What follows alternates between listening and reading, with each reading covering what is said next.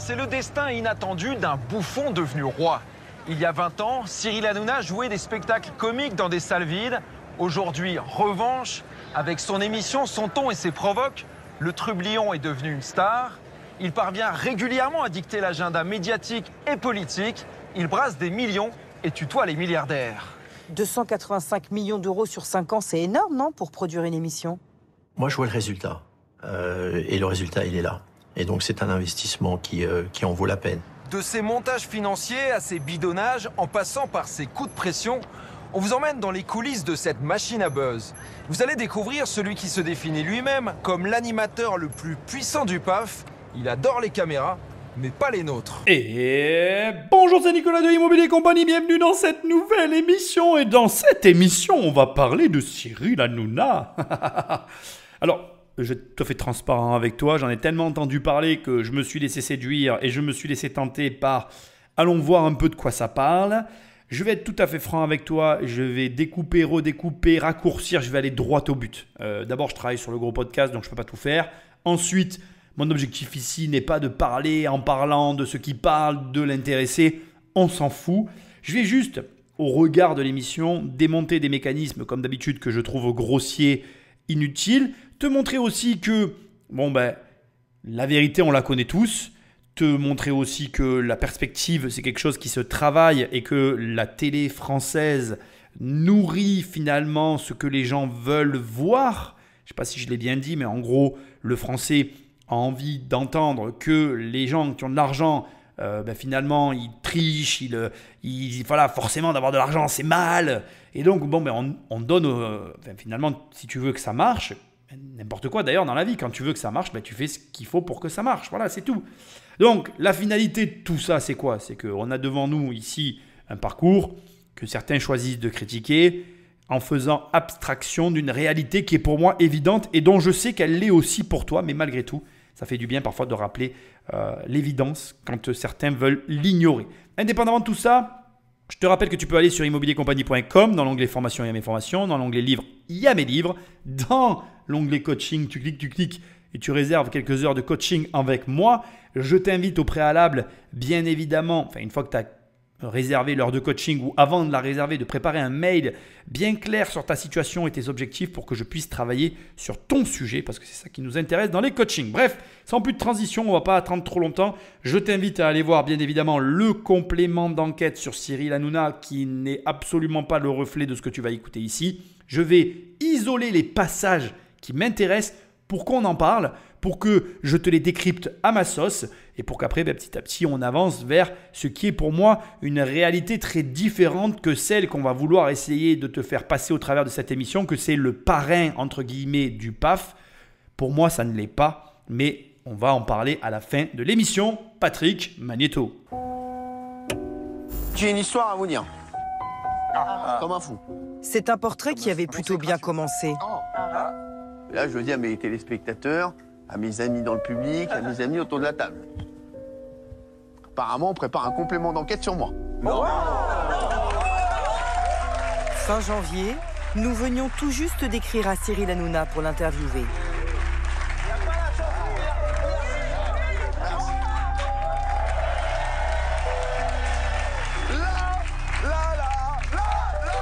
Mais au fil des mois, de nos coups de téléphone, nos tournages, nos interviews, le ton a changé.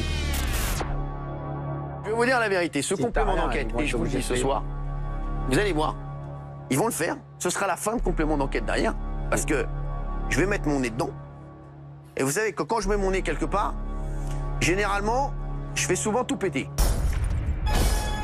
Cyril Hanouna, ou l'histoire d'un animateur télé qui, dans ses jeunes années, soufflait dans l'anus d'un chien.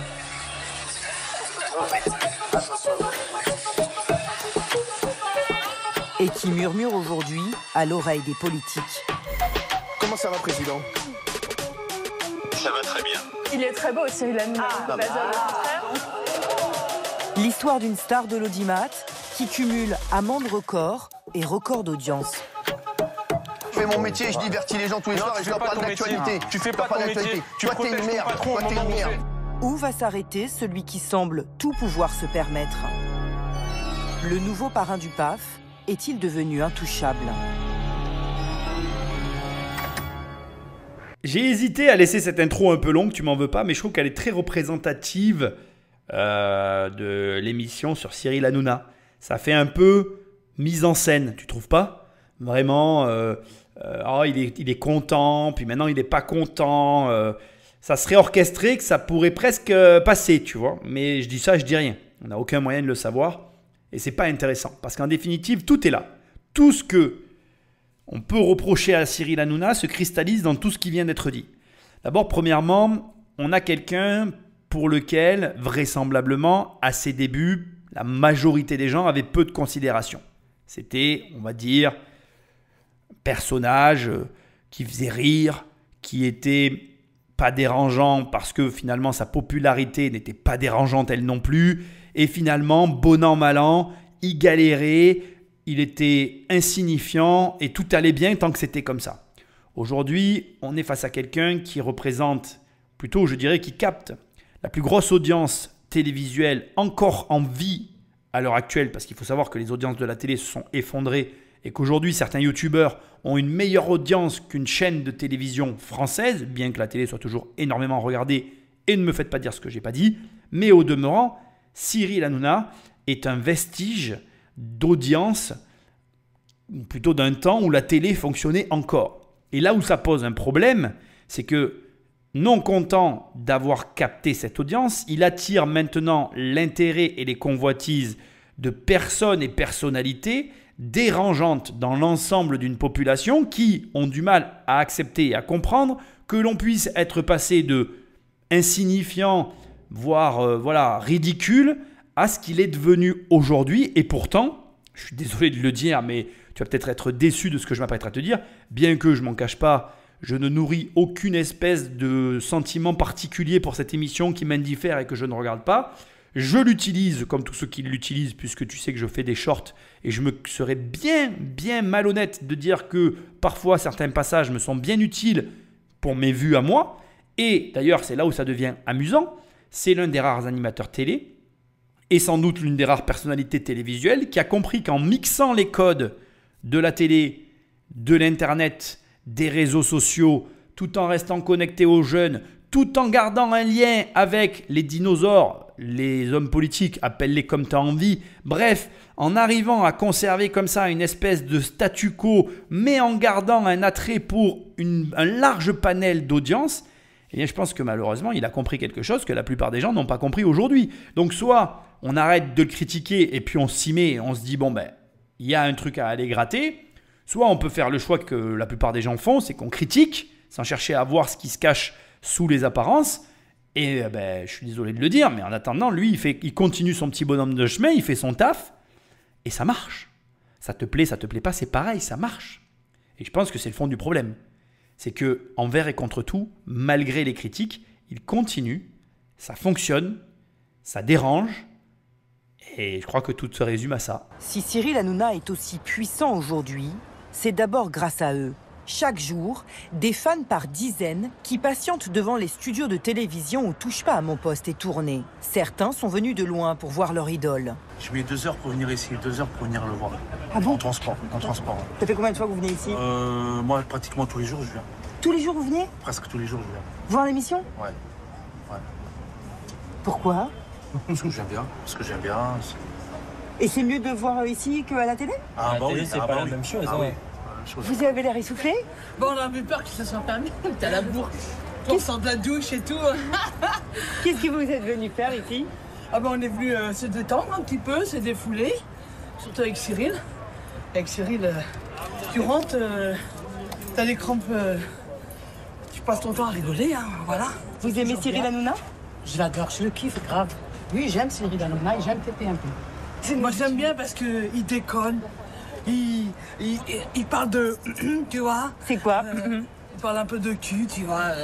Sucer, arrêtez de me sucer. Ouais, il est dans la rigolade. Je peux le dire tout. À bientôt. Je suis un petit peu consterné, je vais pas te mentir, parce que déjà, on touche ici tout de suite le paradoxe de la situation, c'est-à-dire que tout le monde le critique, mais tout le monde va le voir.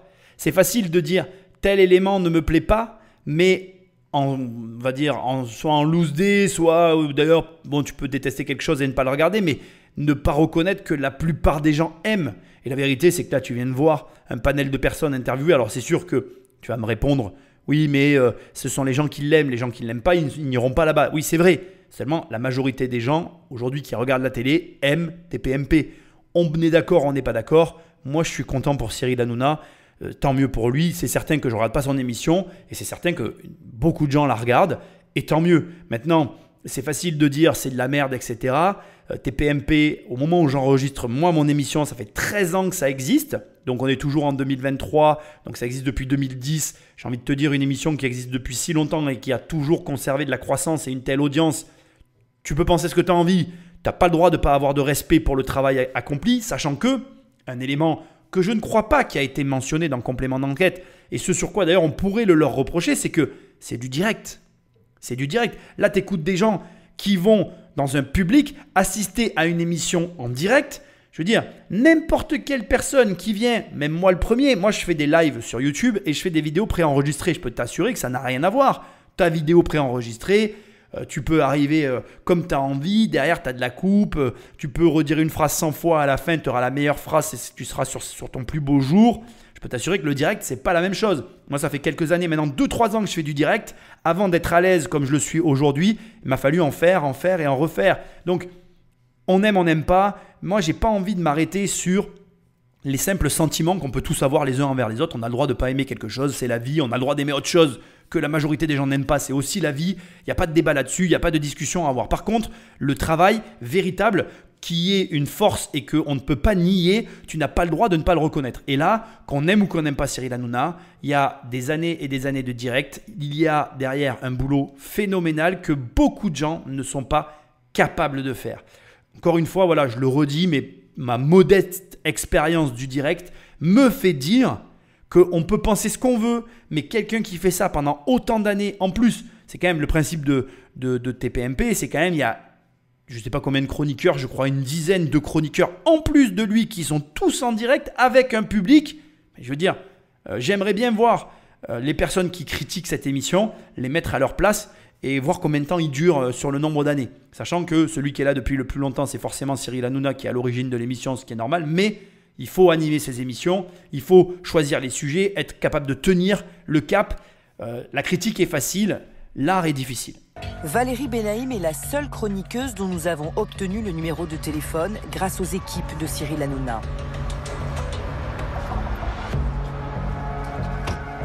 Et le soir même, elle était en plateau pour débriefer notre interview. Je suis en train de préparer mon complément d'enquête. Et aujourd'hui, il y avait Valérie Benaïm qui faisait une interview parce que personne veut faire des interviews pour complément d'enquête.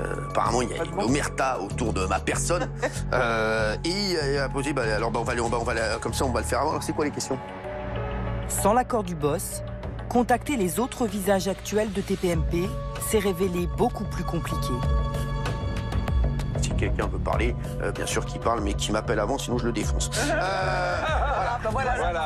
Aucun des principaux chroniqueurs que nous avons contactés n'a souhaité nous accorder d'interview face caméra. Côté coulisses, l'animateur de C8 n'est visiblement pas toujours aussi souriant qu'à la télé. Moi, ma politique concernant ce monstre, c'est moins j'en dis, mieux c'est. Producteurs, chroniqueurs, techniciens. Nous avons échangé avec 32 collaborateurs directs de Cyril Hanouna. Certains sont toujours à ses côtés, d'autres sont partis travailler ailleurs. 9 d'entre eux refusent d'évoquer les relations de travail avec leur patron. 8 le trouvent formidable. Et 15 dénoncent un climat difficile. Il est capable d'une grande méchanceté. Au nom de la rigolade, il est capable des pires crasses. Il y a des tas de gens qu'il a vraiment humiliés méchamment. En fait, il y avait une ambiance de terreur. Il ne fallait surtout pas contrarier le prince. S'il y en a plein qui parlent pas, c'est que tout le monde a peur de Cyril. Moi, j'en ai vu des gens pleurer littéralement dans la rédac. Il y a une vraie emprise, une vraie peur. Et moi, c'est le mot, c'est que j'avais peur. nous avons pu entrer en contact avec un pilier de l'émission et recueillir ses confessions par téléphone à 6 reprises. Notre source connaît tous les rouages de TPMP. Mais pour protéger son anonymat, nous avons réenregistré ses propos. La première fois que nous lui parlons, notre conversation va durer près d'1 heure. Personne ne peut imaginer ce qu'on vit. Et on nous dit pourquoi vous restez, mais c'est le principe d'un gourou, c'est très difficile d'en sortir. Parce qu'il vous fait comprendre que vous êtes une merde, que personne vous récupérera et vous finissez par le croire. Parce qu'il vous menace physiquement aussi. Notre source dresse le portrait d'un chef de bande qui n'hésiterait pas à punir tous ceux qui refusent d'aller dans son sens. Quand un chroniqueur dit quelque chose qui ne lui plaît pas, il peut recevoir un texto qui dit « Tu ne seras pas là la semaine prochaine ». Et d'un coup, comme ça, il peut enlever 5 jours de salaire à quelqu'un. Désolé pour ce long passage, mais c'est important parce que ici il y a 2 éléments, même 3. Je vais commencer par le premier. Il y a une mécanique que tu vas retrouver dans cette émission, qu'on va reprocher à Cyril Hanouna, mais qui est reprochable aussi à ceux qui ont fait complément d'enquête. Et c'est quelque chose, je vais devoir un peu digresser et en parler maintenant parce que je me lance là-dedans, mais c'est quelque chose que j'ai découvert en créant du contenu. C'est qu'en fait, quand on crée du contenu, finalement, on est seul face à notre création de contenu. Autrement dit, moi je choisis ce que je mets dans mes émissions, à mon avantage, à mon désavantage, un petit peu comme j'ai envie. Et donc, finalement, c'est toi, au contact de ce que je crée, qui va te construire. Oui, je pense que c'est le bon terme, qui va te construire une confiance et une notion de qui je suis et de ce que je fais. Mais je vais oser le dire et je le pense profondément, c'est très facile de manipuler l'audience en fait. Et là, donc là où je veux en venir, c'est que là, on nous passe une bande avec quelqu'un qui parle, on nous dit voilà, Cyril Hanouna il est comme ça, c'est un gourou, il est violent, etc. On a parlé avec quelqu'un et on doit vous croire sur parole. Et en fait, alors déjà j'avais remarqué, je veux quand même que tu saches que moi j'ai arrêté la télé, quand je vais t'expliquer, j'en parle souvent de cette affaire, mais elle m'a tellement marqué. Quand j'étais plus jeune, mais vraiment très jeune, que je travaillais à Paris, que j'étais donc dans ma société de courtage parisienne, j'ai travaillé avec la société numéro 1 en France du courtage de prêt, qui était c'est facile de trouver le nom de cette société, mais bon, peu importe. Et ils avaient fait sur M6 un capital sur la société, et tout ce qu'ils avaient fait à la télé était faux. Et à partir de là, j'ai arrêté de croire en la télévision, et à chaque fois que j'y suis revenu ou que je peux voir un truc, ça le refait. Et à chaque fois que je fais des analyses de reportage, tu vois, quand je vois ce genre de mécanique, je me dis, mais en fait, il n'y a rien qui prouve qu'ils ont réellement parlé à quelqu'un. Ça peut être aussi quelqu'un qui a une voix déformée avec qui on parle, et on te dit, ben voilà, c'est un de ces anciens chroniqueurs. Tout peut être vrai comme tout peut être faux. Et comme de toute façon, les seuls à détenir la vérité, ce sont les journalistes. Et comme tu vas le voir, Cyril Hanouna qui est aussi... Alors du coup, c'est là où ça devient tendancieux. C'est-à-dire que maintenant que Cyril Hanouna a une énorme audience, on veut nous faire passer Cyril Hanouna pour un journaliste alors que ça reste du divertissement. Mais bref, passons. Admettons que ce soit du journalisme. Tu vas voir que Complément d'enquête va reprocher à Cyril Hanouna de manipuler son audience, mais Complément d'enquête peut aussi nous manipuler à ce moment-là. Donc en fait, finalement, on ne saura jamais la vérité, tu dois l'accepter. Et ce que je voulais pas te dire, mais que je vais te dire, c'est que c'est pareil chez les youtubeurs. Tu prends certains youtubeurs immobiliers qui vont pas, ou omettre en tout cas de te donner certaines informations, comme d'autres. C'est pour ça que je pense qu'il ne faut pas rentrer dans ce délire, que de toute façon, la vérité, tu ne la connaîtras jamais. Tu dois l'accepter, c'est très difficile, parce que je pense qu'on est énormément de personnes à avoir cette quête de justice, de vérité, etc., etc. Et malheureusement, je suis obligé de te le dire, il n'y a pas de solution. Il n'y a pas de solution parce que tu n'es pas là au montage quand on fait des émissions, tu n'es pas là à la direction artistique lorsque tu décides de prendre tel ou tel choix, et tu vas te rendre compte que finalement, tout est dirigé, que rien n'est laissé au hasard. Ça nous amène sur le deuxième point qui va te choquer, mais je le pense profondément. Tu t'attendais à quoi ? Comment tu penses qu'une personne arrive à maintenir une émission à un tel niveau ? Tu crois que c'est en étant gentil ? Tu crois que c'est en étant oui, tout va bien, je surveille rien. Tu crois que rien n'est calculé ? Mais en fait, moi j'ai l'impression que je vis sur une autre planète. Les gars, vous voulez avoir des résultats, va falloir bosser. Tu veux avoir des gros résultats, va falloir être exigeant. Mais si tu es exigeant, les autres vont dire de toi que tu es chiant. Ils vont dire t'es chiant. Et à un moment donné, je suis désolé de te le dire, bien évidemment qu'à ce niveau-là, les mecs sont des timbrés. Bien sûr, On est tous tarés. Si tu me voyais à certains moments, dans certaines situations, sorties de leur contexte, on dirait ce gars est complètement barjot. Mais en fait, je suis barjot parce que je veux un résultat et que bien évidemment que le résultat que je veux, dans le délai que je veux, de la manière dont je le veux, c'est impossible. Mais si j'essaye pas d'accomplir l'impossible, j'accomplis rien. Donc, à un moment donné, je dis pas que c'est bien, j'ai pas de jugement. Bien sûr qu'on est des êtres humains, qu'on devrait se comporter correctement entre nous. Mais quand on a de l'exigence, ce que certaines autres personnes diront qu'il est chiant ce gars, peu importe, appelle ça comme tu as envie, de toute manière, pour atteindre un certain niveau, ne t'imagine pas que ça se fera et sans sacrifice et malheureusement sans concession. C'est-à-dire que tu vas devoir, comme ça vient de t'être expliqué ici, tu vas devoir pousser le bouchon. Et oui, je suis désolé, c'est peut-être pas ce qu'on a envie d'entendre. Après, moi, je suis pas là pour te dire c'est bien ou c'est pas bien. C'est à toi d'avoir un avis là-dessus. Si tu n'as pas envie d'être cette personne, interroge-toi, je vais oser le dire, interroge-toi sérieusement quant aux objectifs que tu veux atteindre. Je ne suis pas en train de te dire que c'est que comme ça qu'on atteint ces objectifs. Je ne vais pas oser dire ça non plus, ça serait excessif de ma part. Malheureusement, je pense, et je le pense profondément, que ça se fait au prix, d'une volonté et d'une exigence très élevée, et je ne suis pas surpris. Pour moi, il n'y a aucune surprise derrière tout ça en fait. Ça ne me surprend d'aucune manière. D'autant plus depuis que je fais tout ce que je suis en train de faire sur les podcasts, YouTube, tout ce que tu peux faire. Je te garantis que tout ça c'est calculé et que tout ça n'est qu'un ratio. Et c'est ce qui dérange en fait. C'est lorsque les gens, en fait, là, cette émission, pour moi, c'est le troisième et dernier point, ce complément d'enquête, pour ceux qui en sont ressortis choqués bien évidemment, mais c'est juste qu'ils ont été choqués parce qu'ils ont découvert que c'était eux le produit.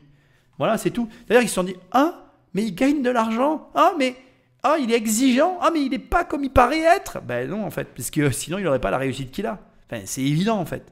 Donc, c'est juste, tu te prends dans la face une réalité que tu ignores. Alors, pour quelle raison tu l'ignores? Ça te regarde, parce que pour moi, je ne crois pas que personne n'ignore cette situation. Je pense juste qu'en fait, les gens ne veulent pas voir la vérité. Mais c'est, pourquoi on se ment à nous-mêmes?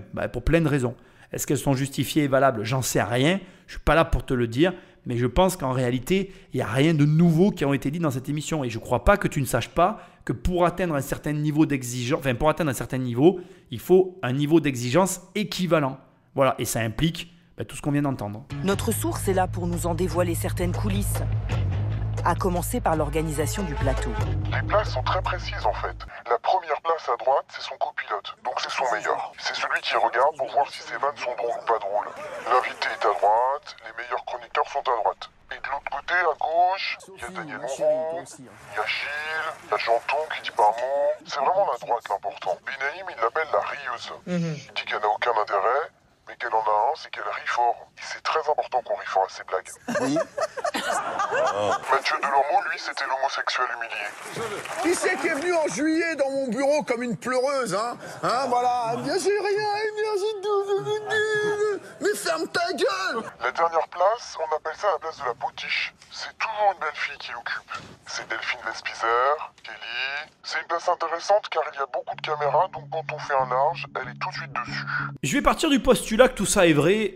Et de toute façon, ça me semble cohérent qu'il y ait des places qui aient des objectifs caméra, par exemple avec la, entre guillemets, belle fille dans l'angle où les caméras vont le plus être en capacité de filmer. Bon, ok, j'entends, je comprends. Après, le côté humiliation, le côté blague potache, c'est lié aussi un peu à nos comportements scolaires. Je suis désolé, mais ça fait cours de lycée. Donc, est-ce qu'il n'y a pas une volonté aussi de recréer... Parce que je ne sais pas si tu es au courant de ce fait intéressant, c'est que les films sur les lycéens, tout ça, ça marche relativement bien en fait. Il y a deux publics à ça, les lycéens, bon, logique, jusque-là, rien de nouveau sous le soleil, mais les personnes aussi nostalgiques de cette époque. Bon, ça dépend de qui, tu vois, tu me demandes à moi, la nostalgie du lycée, pas du tout, c'était comme aller en prison, tu vois. C'est comme si tu me disais, t'aimes les films de prisonniers parce que t'es allé en prison, t'as la nostalgie. Je crois que si je suis prisonnier un jour dans ma vie, je ne pourrais pas regarder un film de prisonnier. Enfin ça, j'en sais rien, mais bon, j'imagine, tu vois. Et en fait, en gros, je pense que tout ça, c'est lié à ta sensibilité personnelle déjà, premièrement, à ta capacité à lier ton passé et à ce que tu regardes. On est tous différents vis-à-vis de ça, mais je ne vais pas rentrer là-dedans. Mais surtout, aux aspirations que tu as lorsque tu regardes la télé, tes attentes. Est-ce que ça te détend de voir des personnes se faire des blagues et parler de sujets qui sont traités dans tes PMP? Moi, ça me fait strictement ni chaud ni froid. Maintenant, je peux comprendre qu'il y a des gens qui a envie de regarder ce type d'émission, qui soit attiré par ce type d'émission. Mais bon, après, chacun sa came, c'est pas la mienne.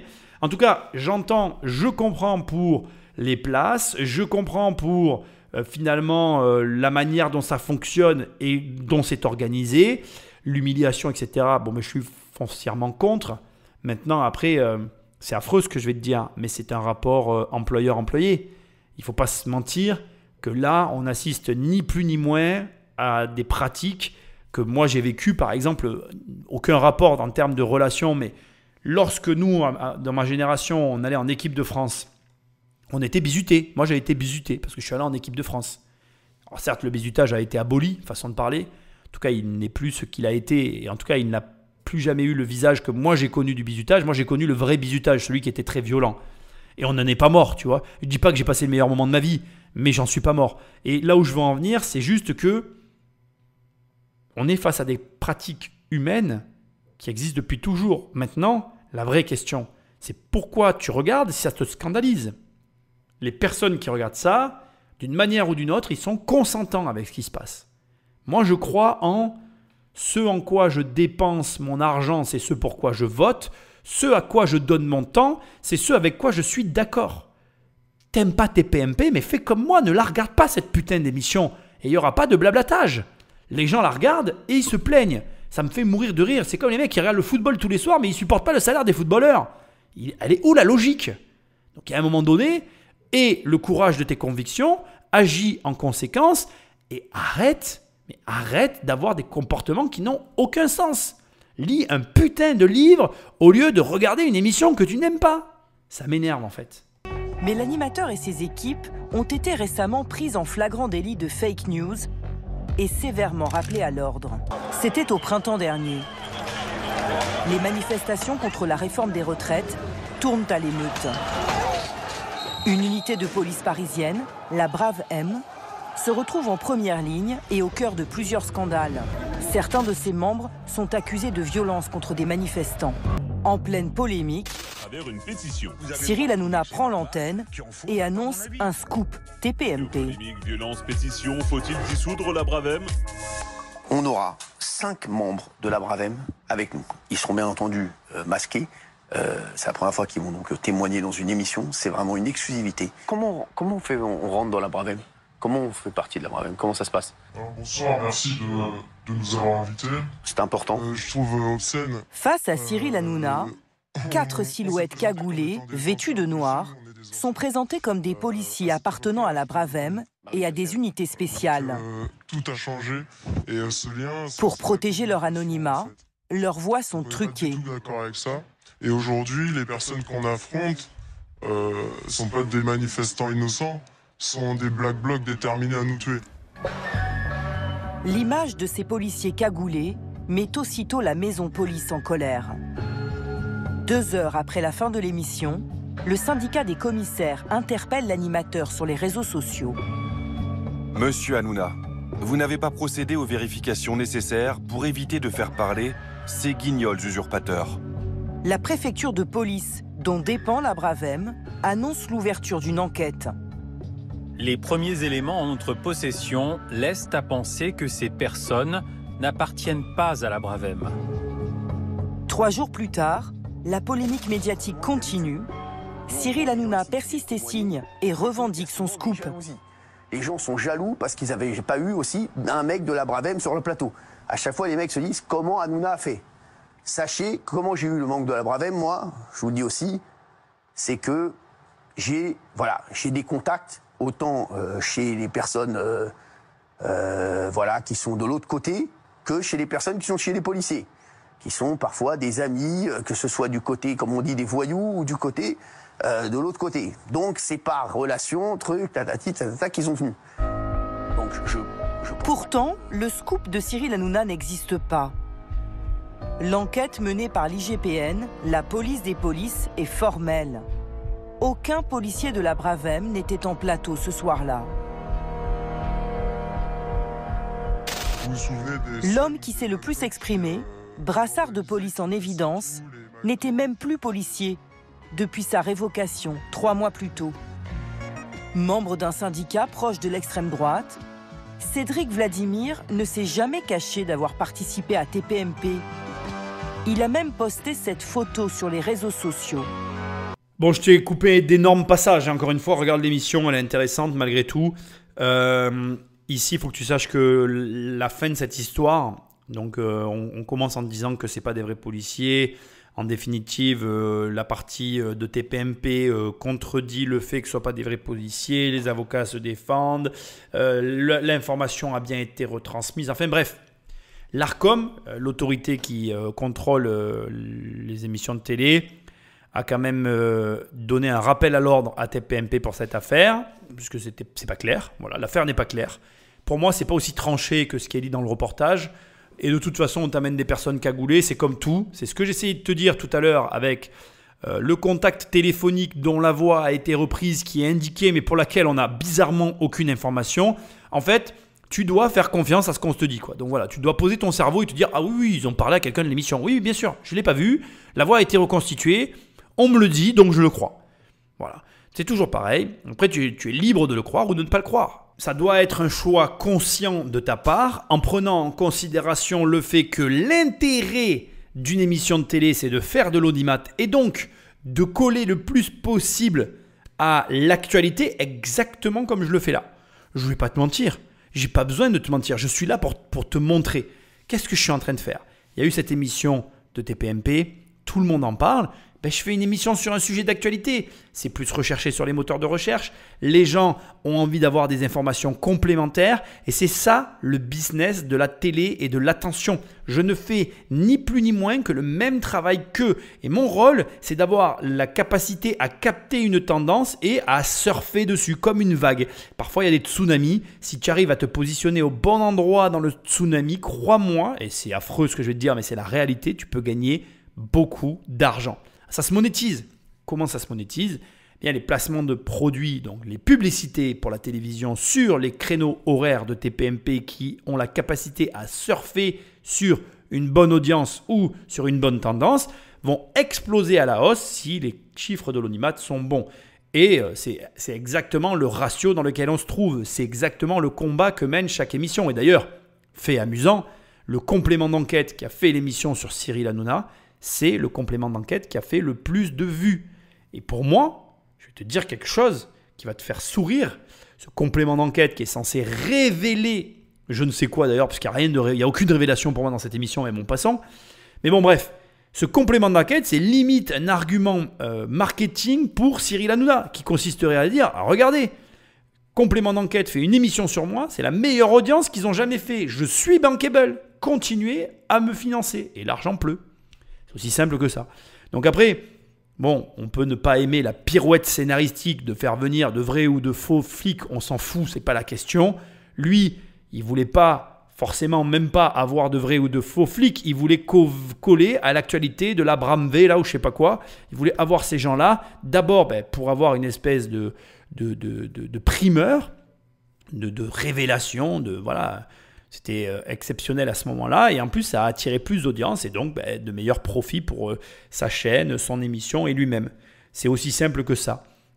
Après, je pense qu'il est temps pour moi de te dire une chose qui est dure à entendre, qui ne va pas te plaire et pourtant qui est une réalité absolue dans le monde des affaires. Le monde des affaires, c'est la guerre. C'est la guerre. Tu peux philosopher sur ce sujet tant que tu as envie. Tu peux aimer, ne pas aimer Cyril Hanouna, je m'en fous parce que moi, il me laisse indifférent ce mec. Je suis très heureux pour lui et très bien qu'il soit heureux. Mais sache une chose, c'est que s'il n'était pas là, il y en aurait un autre à sa place. Ce que tu dois comprendre, c'est que c'est une bataille interminable, sans fin, qui est la bataille de l'attention, la bataille du capital, la bataille de la société dans laquelle on vit. T'es pour, t'es contre. Si t'es contre, vraiment contre à fond, c'est un truc qui est trop dur pour toi. Va vivre dans le Larzac avec des chèvres, coupe-toi de la technologie et du monde et de l'argent, et c'est possible, et tu vis en autarcie, et tant mieux pour toi. Moi, je consens et je valide complètement. Mais si tu vis un tant soit peu dans cette société, de quelconque façon que ce soit, tu dois accepter que tout ça n'est qu'une guerre, qu'à la guerre, il n'y a pas de coup bas, il n'y a pas de justice, il n'y a pas de chose qui soit noble plus qu'une autre, il n'y a que le vainqueur qui écrit l'histoire. Donc le vainqueur, il s'en fout de comment il gagne, lui, il veut écrire l'histoire. Et ça te plaît ou ça te plaît pas, il est dans une dynamique de conquête et il y arrive fort bien à ce niveau-là. Après, bon ben voilà, On aime, on n'aime pas. Moi, tu connais ma position, je ne connais pas la tienne. En tout cas, toujours est-il que quoi que tu fasses, ne te ferme à rien. Parce que toi aussi, tu vas te retrouver en face de personnes comme ça dans ton métier qui sont en position de conquête et dont leur but est de se positionner au plus haut et de la meilleure façon possible dans le domaine dans lequel ils évoluent. Donc après, voilà, il faut arriver à le faire, il faut il faut le comprendre et il faut aussi être capable de jouer avec ces règles-là, ce qui n'est pas facile pour tout le monde. TPMP est l'émission la plus sanctionnée du PAF, avec 29 rappels à l'ordre et sanctions en 13 ans. Pour publicité clandestine ou des propos injurieux, comme ceux tenus contre la maire de Paris, Anne Hidalgo. Mais elle veut pas fermer sa gueule. Mais elle va chasser les rats la nuit au lieu de dire des conneries. C8 écope de 300 000 € d'amende. En mars dernier, mais il y avait peut-être une histoire d'adrénochrome dans l'histoire. L'émission est rappelée à l'ordre pour avoir relayé une vieille thèse complotiste. Mais c'est la vérité, mais réveillez-vous, bon Dieu. Plein de stars utiliseraient les sacrifices d'enfants pour boire leur sang afin d'avoir la jeunesse éternelle. La sanction est de 500 000 €. Au total, C8 a déboursé 7,5 millions d'euros pour les dérapages de son émission phare. Pour Cyril Hanouna, certaines sanctions ne sont pas justifiées. Un acharnement sur TPMP qui est clair. Voilà, maintenant, nous, on est obligés de faire plus attention que les autres. L'animateur se pose en victime. Ils sont nombreux à pouvoir témoigner qu'il ne faut pas défier le parrain du PAF et son clan. Tout pour le buzz, mais aussi, et là ça devient intéressant, j'ai envie de dire l'effet miroir, c'est-à-dire que les propos qu'il tient sur la mairesse de Paris, malheureusement, et je ne veux pas avoir de problème, sont des propos tenus par bon nombre de personnes. Et là, on a une volonté d'effet miroir qui n'est pas anodine. L'idée de dire, regardez, mais je suis comme vous, je pense comme vous, et finalement, on peut être amis. Ça sous-entend ça. Bon, je le classe ici dans une espèce de, comment je vais dire, je l'interprète comme une forme de manipulation, mais pas que. Je dirais que c'est habile parce qu'à un moment donné, quand on voit les personnalités qu'il invite, etc., il suit les tendances. Ça doit être un gros consommateur de réseaux sociaux. En tout cas, il consomme les réseaux sociaux, c'est certain. Parce que, voilà, c'est sûr que, ce qui est sûr, en tout cas à mon sens, c'est que rien n'est anodin.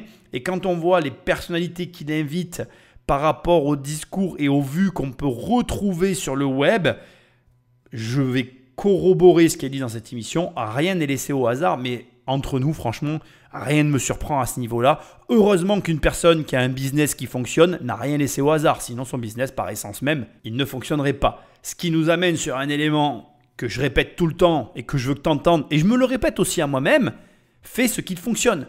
Je vois trop de personnes qui perdent leur temps dans des élucubrations et des réflexions inutiles sur des sujets qui ne produisent aucun résultat. Prends des formules qui fonctionnent, adapte-les et déjà fais-les fonctionner dans ton business.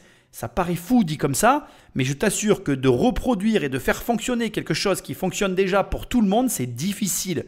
C'est fou, mais c'est vrai. Tu prends des business que tout le monde utilise, que tout le monde fait, tu le dupliques à l'identique et tu essayes juste de le faire marcher et tu vas voir que c'est pas si simple que ça en a l'air. Alors bien sûr qu'il y en a qui y arrivent facilement et que d'autres galèrent plus, mais c'est pas mes propos. Mes propos c'est prends ce qui marche, fais-le marcher pour toi et déjà tu auras fait un grand pas. Je te mets un morceau de mortadelle au fond de ton cul de charcutier.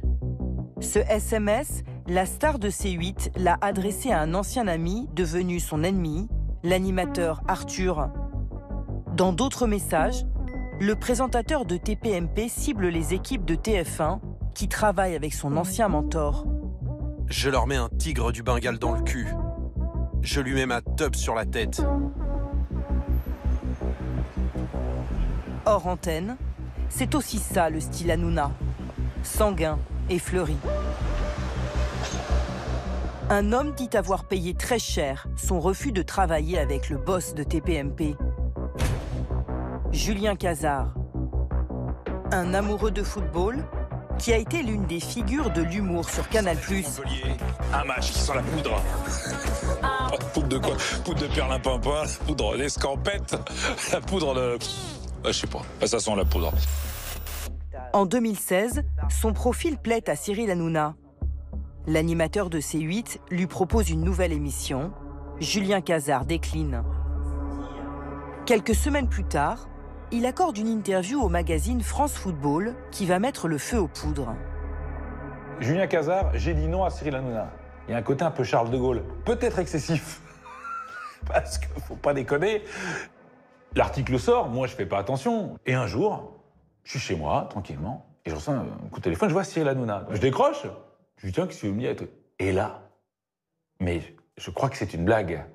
C'est-à-dire que le gars m'insulte avec une voix de mec de cité du 93. C'est-à-dire le mec, la caricature sur le Tony Montana du pauvre, quoi. Je dis, et là je me dis, bon, ok, il me fait, je dis, ok, c'est une blague. Qu'est-ce qu'il vous dit exactement? Je ne me rappelle plus exactement, mais ça va être des insultes, mais bon, trash, des menaces, genre, je vais te défoncer, t'es où, viens, on se retrouve, vas-y, je sais où t'habites, je sais où t'es, je sais qui t'es. Je dis, si t'arrives. Je peux pas imaginer que ce mec-là, qui danse les sardines, là, avec les épaules, mais me menace physiquement, violemment, à ce point. Je dis, ok, c'est une blague, super drôle. Puis je raccroche. Je lui dis, j'ai autre chose à foutre. Et le mec me rappelle. Il me dit, non, mais t'as cru que je rigolais, là? Tu sais pas qui on est, mec?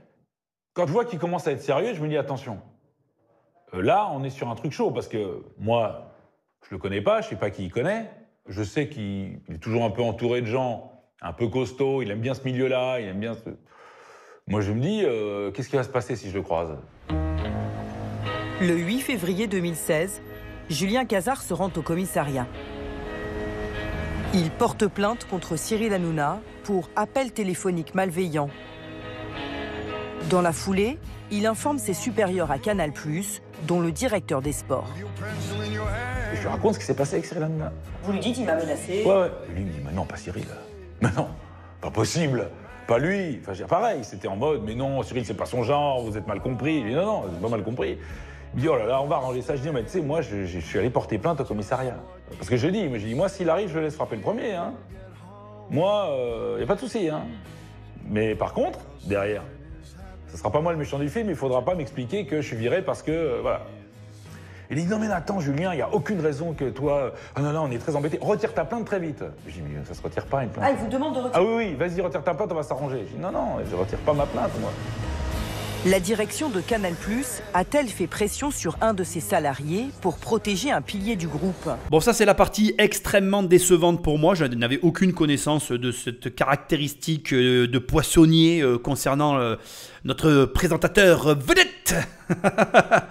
Et je suis surpris parce que vraiment...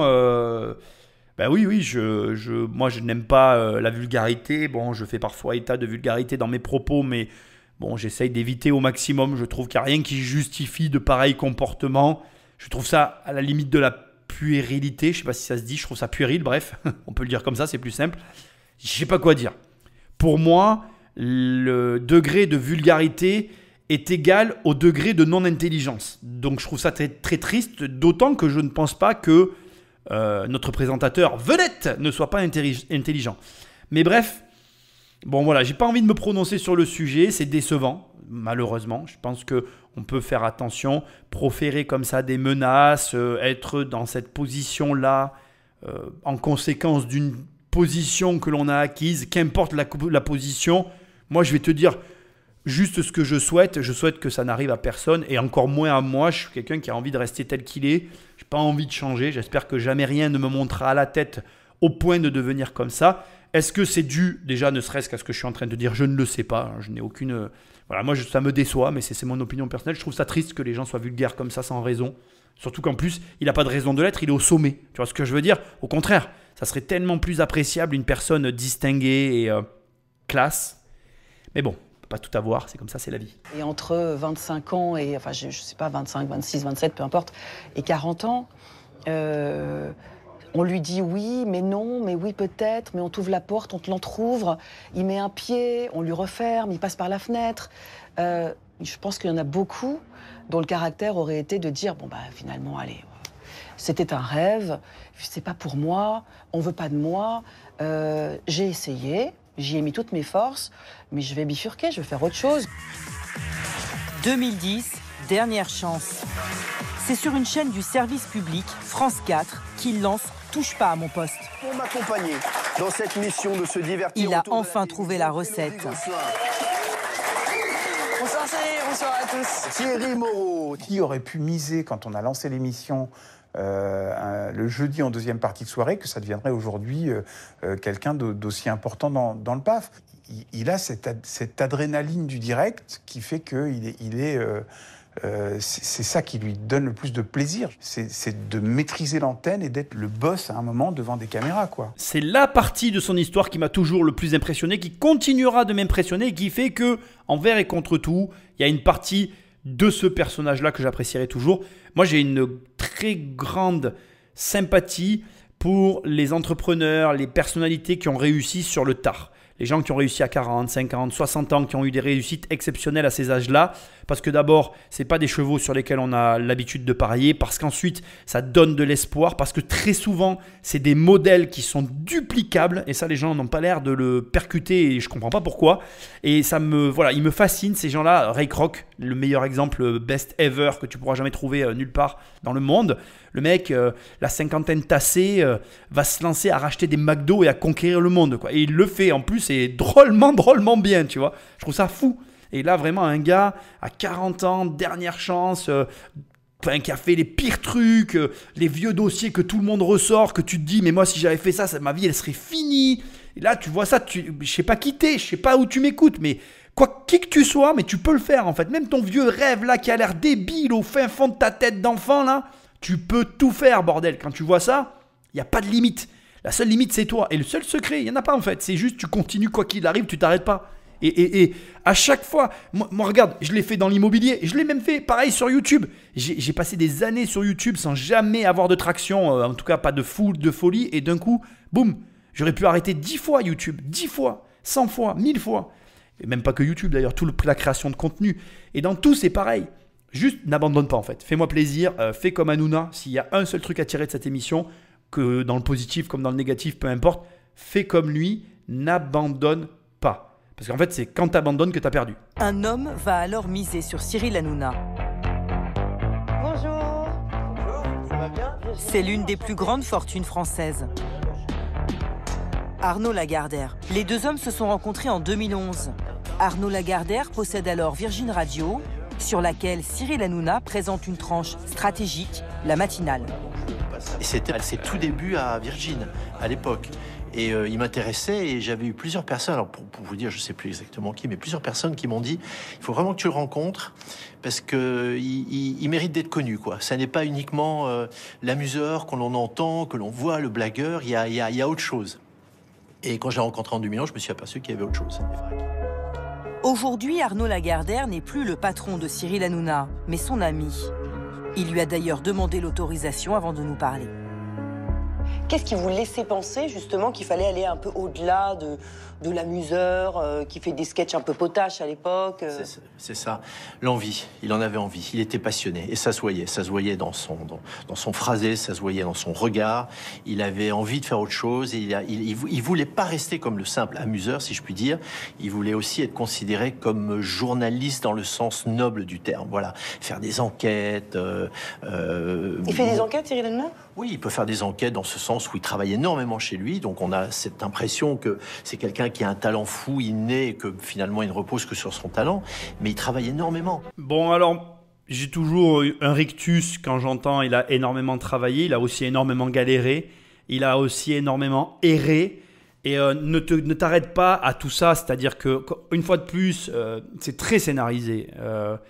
La mise en scène autour de l'argent est décidément, comment je vais dire, faite de telle manière à ce que le chaland, le spectateur, ne puisse rien comprendre.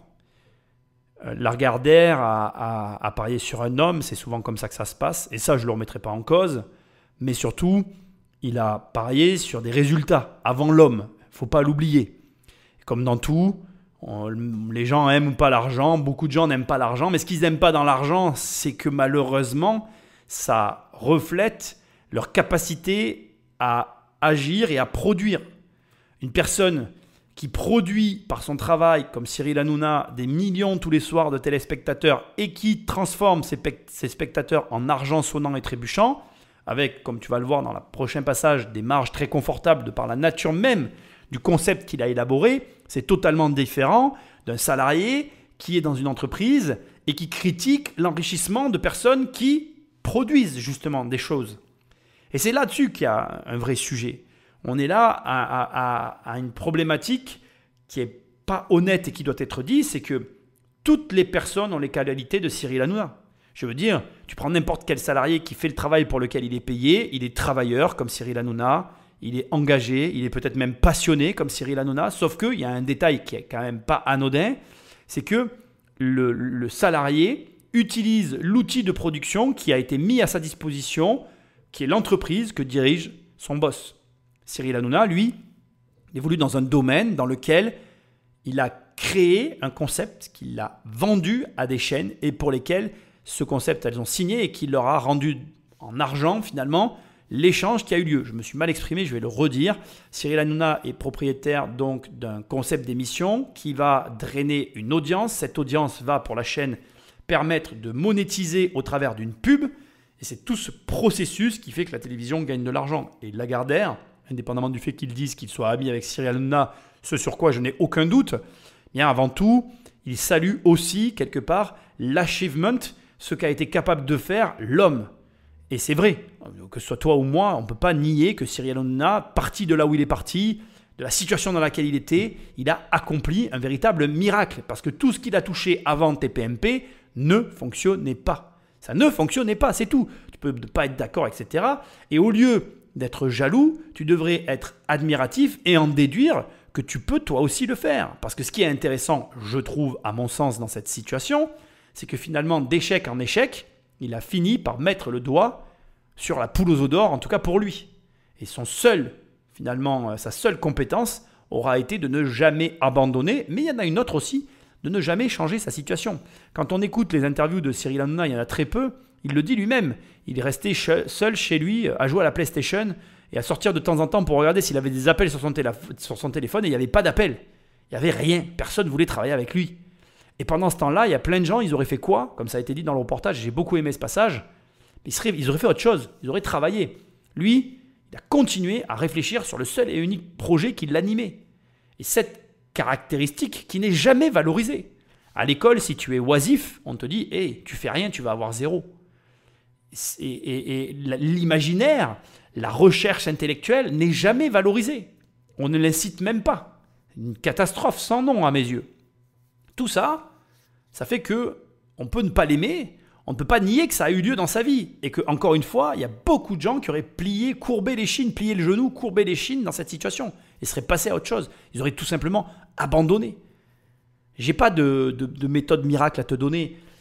J'ai pas de formule magique qui va te dire bah, tu vas réussir ceci ou cela. Mais crois-moi, il y a une chose qui m'intéresse dans cette émission, qu'il est temps que je te révèle. La caractéristique, le parcours de vie de Cyril Hanouna, il est exactement le même que l'immobilier. La caractéristique de l'immobilier, c'est d'être exactement comme un métier d'art. Moi, au mes débuts, j'ai galéré, je ne gagnais pas d'argent. Mon premier loyer encaissé dans ma poche, c'était 620 €. Et je devais encaisser 500 €. Tu crois que je vivais où? Je vivais nulle part. Je ne l'ai même pas écrit dans le bouquin. Le début de ma vie, je vivais nulle part. Je n'avais pas de lieu de vie. Je vivais à gauche, à droite, chez une copine, chez un copain. Je vivais nulle part, chez mes parents. Donc si tu veux, tu galères. Mais ta capacité contre vents et marées à rester dans la galère et à te dire « je ne sors pas ». J'y pense, j'ai envie de sortir, mais je ne sors pas. Parce que ce n'est pas le moment de sortir pour moi. Il y a du mieux qui arrive, c'est sûr. Bon, pour l'instant, je ne le vois pas. C'est la merde. Mais ça va arriver, c'est sûr. Je vais continuer, je vais trouver une solution. La capacité à faire ça, c'est ta capacité à réussir en fait. C'est tout. Et je ne peux pas t'aider, tu peux faire toutes les formations, même la mienne, il n'y a rien qui va te l'apprendre ça. Moi dans ma formation, je vais t'apprendre des outils, des techniques, comment monter un dossier bancaire, pourquoi il doit être comme ci et pas comme ça, pourquoi comme ça il va mieux te faire obtenir un prêt que comme ci. Mais on va être franc avec toi, je ne vais pas te mentir. Si derrière le dossier de bancaire, tu prends ma formation, tu montes le dossier comme je te dis, mais tu n'es pas le mec que Lagardère décrit là. Tu n'es pas ce gars qui est devant le banquier et qui dit « mais moi je vais vivre de l'immobilier, quand tu me reverras, tu auras les boules de ne pas m'avoir financé ». Moi j'ai déjà parlé comme ça à des banquiers. Il y a des banquiers aujourd'hui qui ne comprennent pas comment j'ai fait. Mais parce que je suis ce gars-là. Je suis le gars qui disait, mec, je vais le faire en fait. Tu peux me dire non tant que tu veux, je serai encore là dans 10 ans. Eh bien, si t'es pas ce mec-là, t'auras rien. Et je l'ai déjà dit, mais perdre de l'argent, c'est pas grave. Perdre son caractère, t'as tout perdu. Ne perds pas ton caractère. Et si t'as pas de caractère, apprends à en avoir. Mais je suis pas coach en caractère. Donc tu vas devoir te débrouiller sur ce sujet-là. Mais ce que je veux dire, c'est que l'homme est au moins autant important que le projet. Le projet, il est tout autant. Le projet, l'homme, et puis les rencontres. Mais ça, je le dis à chaque fois et tu l'avais compris. Là, il a rencontré Lagardère, ça lui a mis le pied à l'étrier, en a découlé la suite. Et la suite, tu vas la découvrir maintenant. En quelques années, Cyril Hanouna est passé de sa chambre d'ado au bureau des grands patrons et de leurs héritiers. Cyril Hanouna le dit régulièrement, Yannick Bolloré, fils de Vincent Bolloré, est son meilleur ami. Mais avant, Yannick Bolloré a surtout été son associé. C'est avec lui qu'il a créé la société H2O pour produire Touche pas à mon poste. La société qui va faire de Cyril Hanouna un homme très riche. Bon, alors Cyril n'avait pas d'argent, il s'associe avec quelqu'un qui a de l'argent. Jusque-là, rien d'anormal, mais tu peux t'en inspirer. Par contre, il y a un passage qui me donne envie de vomir, de vomir. Mais tu l'as entendu, j'en suis sûr. Hein. Les bureaux des grands patrons et de leurs héritiers. Mais putain, franchement, mais pourquoi en fait? Mais pourquoi vous faites ça en fait? Ça vous amène à quoi? D'abord, je vais vous dire un truc, je vous le dis à tous, je m'adresse à tout le monde. Hériter d'une grosse fortune, c'est la pire chose qui existe sur la planète. Rayon de braquage, 0. Et ouais mec, t'hérites de milliards, mais tu crois que tu vas être heureux? Tu crois que tu vas être heureux? Imagine, t'hérites de plusieurs milliards et ton rêve, c'est d'avoir un restaurant. Ou ton rêve, c'est d'avoir, j'en sais rien moi, un bateau et d'être le capitaine d'un bateau. Et tu te coltines un groupe industriel que tu dois gérer parce qu'il pèse des milliards. Pire, tu dois, parce que bon, tu as le poids de l'âge qui est derrière tes épaules, maintenir la société et au moins amener les mêmes résultats. Mais tu crois quoi en fait? Les gens, ils rêvent complets, mais c'est des fantasmes. Enfin, après, les gens te disent, mais je comprends pas, il avait de l'argent, il s'est suicidé. Ça me gave. Et là, typiquement, tu vois, c'est anodin en fait. C'est vraiment anodin, tu vois, c'est glissé comme ça dans l'émission. La plupart des gens se seraient même pas arrêtés dessus, mais moi, ça me saoule, mais fort, fort. J'ai envie de leur taper fort dessus, tu vois, quand j'entends ça à ces journalistes. Ça me rend fou, en fait. Qu'est-ce que tu vas ajouter? Qu'est-ce que tu as besoin de dire ça? Qu'est-ce que tu as besoin de dire ça? Regarde, d'ailleurs, tout est dans ce court passage. Cyril Hanouna, il rencontre pas Lagardère. Il ne rencontre pas peut-être Bolloré, qui n'investit pas avec lui dans sa société, qui peut-être grâce à ça ne permet pas à Hanouna de gagner autant d'argent. Et Hanouna, qu'on le veuille ou non, il vit en France et cet argent, c'est des impôts qui sont à la destination de la population française. Mais à quoi ça rime en fait? À quoi ça rime? Il a toujours fallu des gens qui aient de l'argent, suffisamment d'argent pour miser sur des gens qui n'en ont pas. Et au lieu de se dire, putain, mais si ce mec-là l'a fait, moi aussi je peux le faire, on préfère dire, non, les bureaux feutrés des milliardaires avec leurs héritiers. Ça me gave, ce manque de respect pour le travail, alors que les journalistes passent leur temps à observer.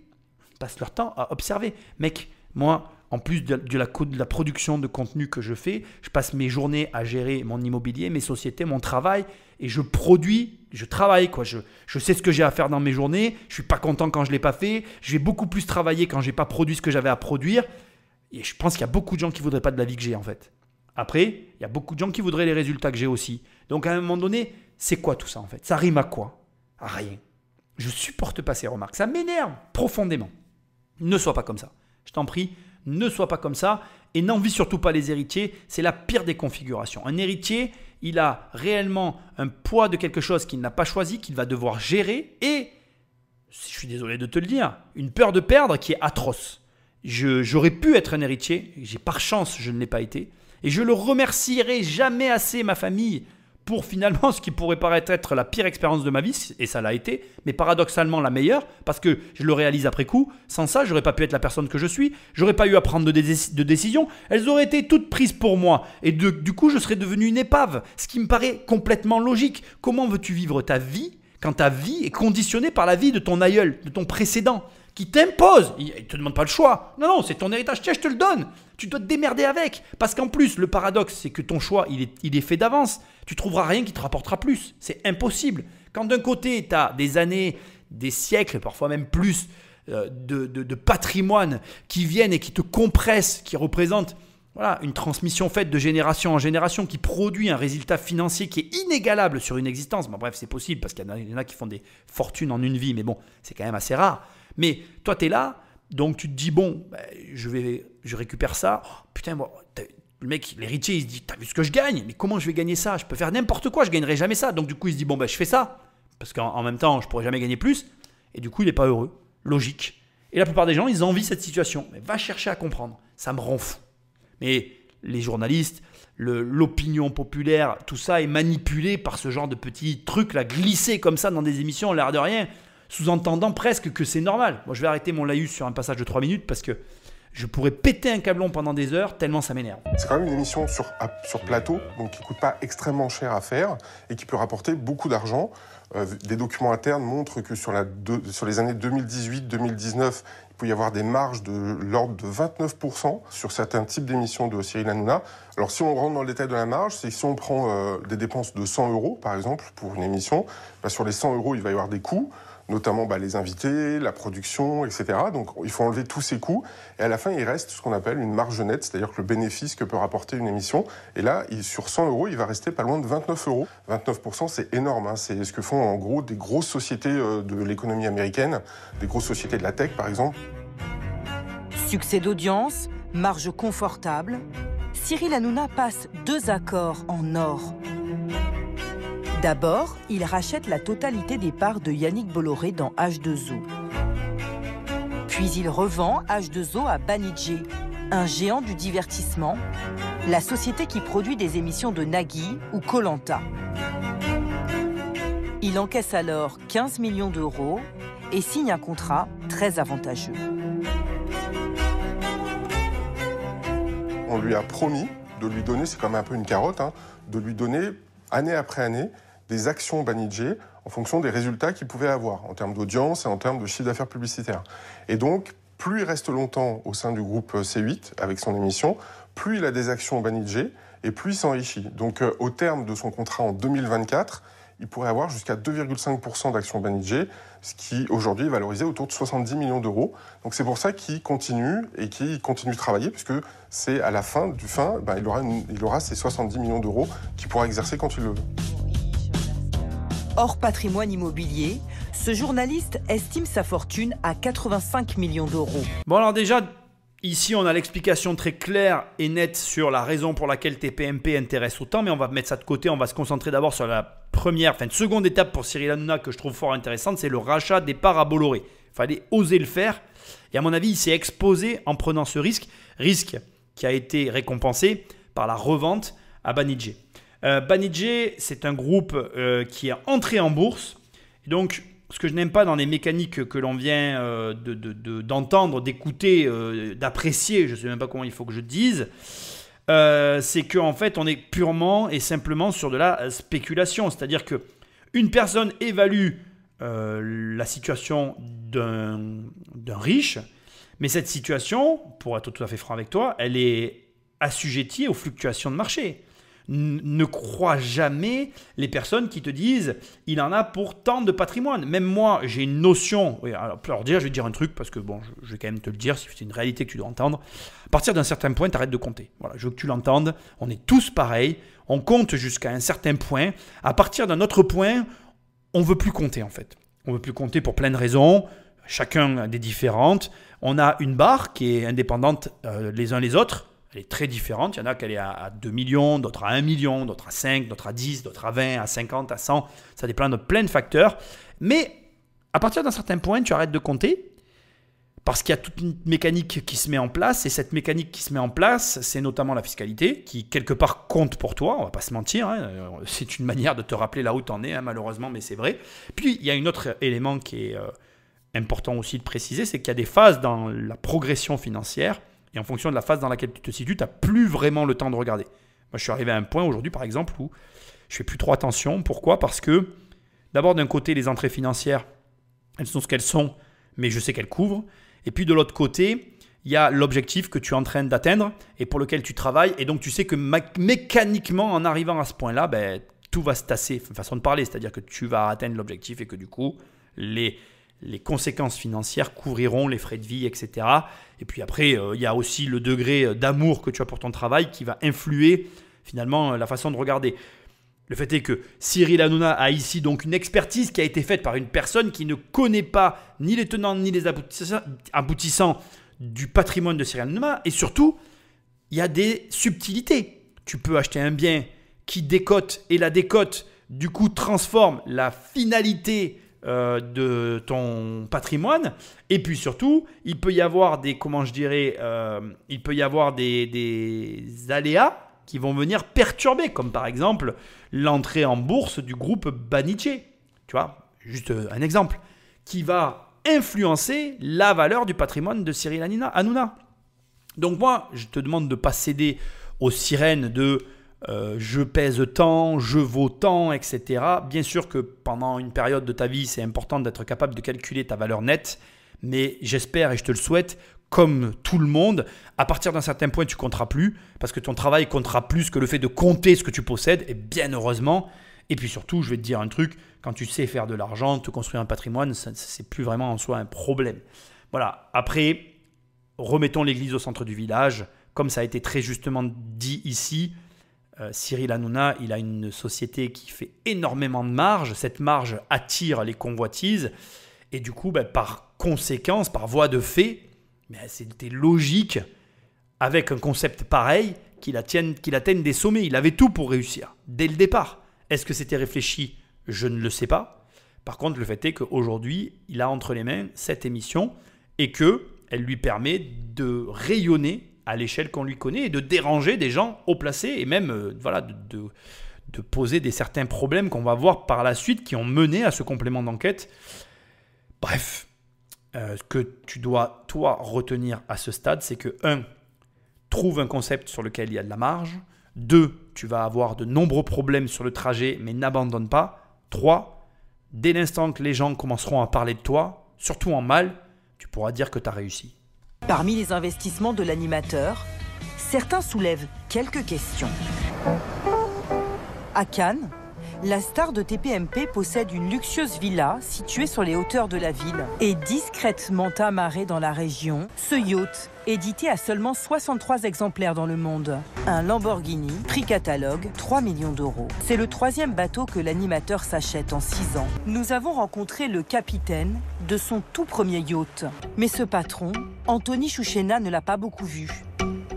Car son yacht, Cyril Hanouna le louait très régulièrement, comme le prouve cette plaquette pour laquelle le capitaine Chouchena prend la pose avec le reste de l'équipage. Prix de la location du navire, entre 50 000 et 60 000 euros la semaine. Selon ses documents comptables du Bianchino, l'animateur a pu réaliser de jolies économies.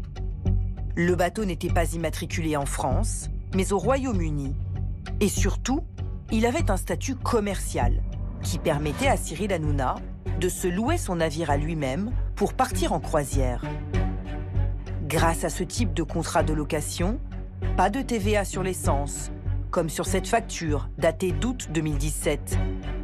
Pour plus de 5 000 euros de gasoil, l'absence de TVA lui a permis d'économiser 1 000 euros. Mais nous avons fait une autre découverte.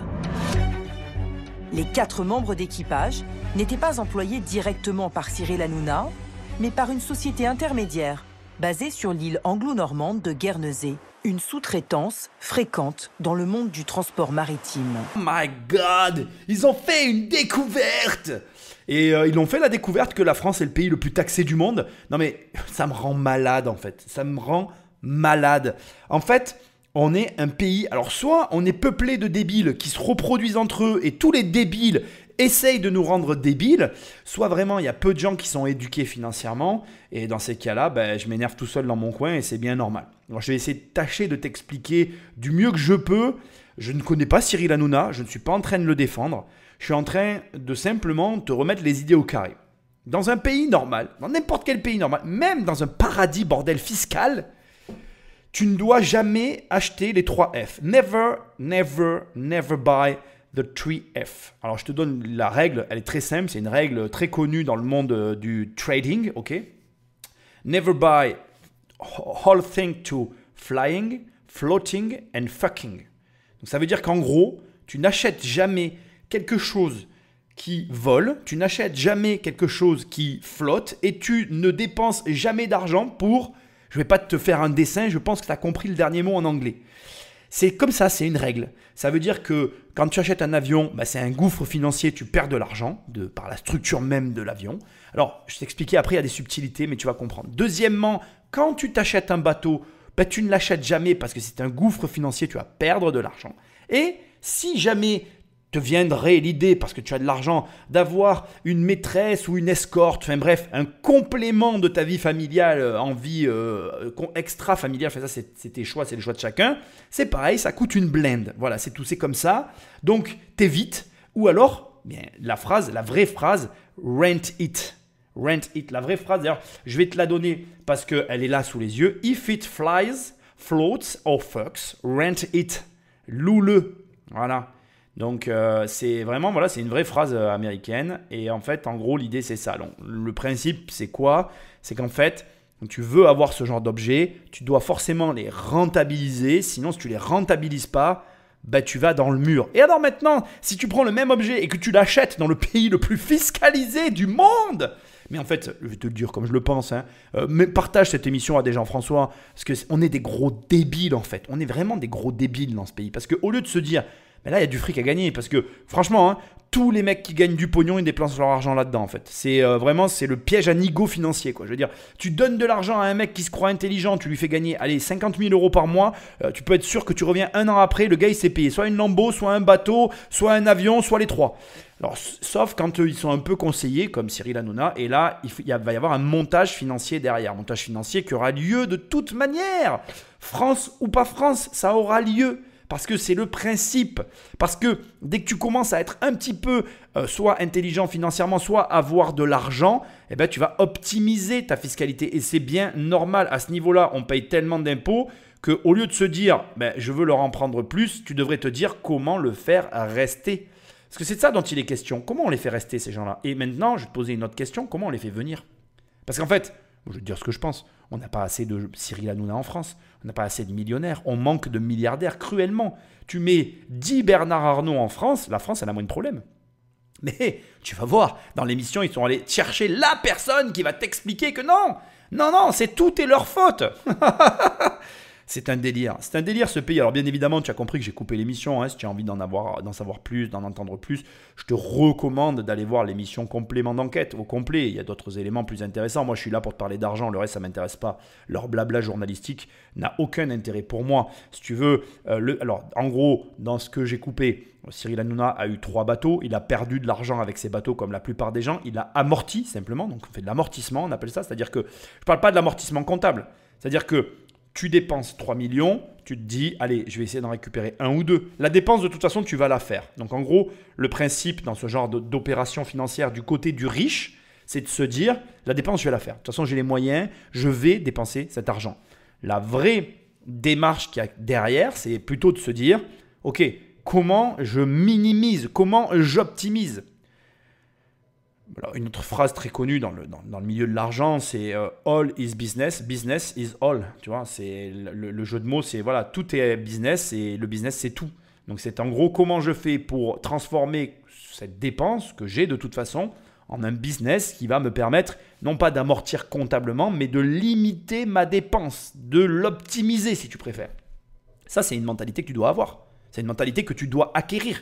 Elle doit faire partie de toi. Ça ne doit même pas être une question de se dire « Ah oui, il se fait chier ». Non, c'est normal en fait. Plus tu vas avoir d'argent, plus tu vas avoir des gens, tu vas pouvoir payer pour s'occuper de tout le montage, de toute la mise en place, de toute la gestion, etc.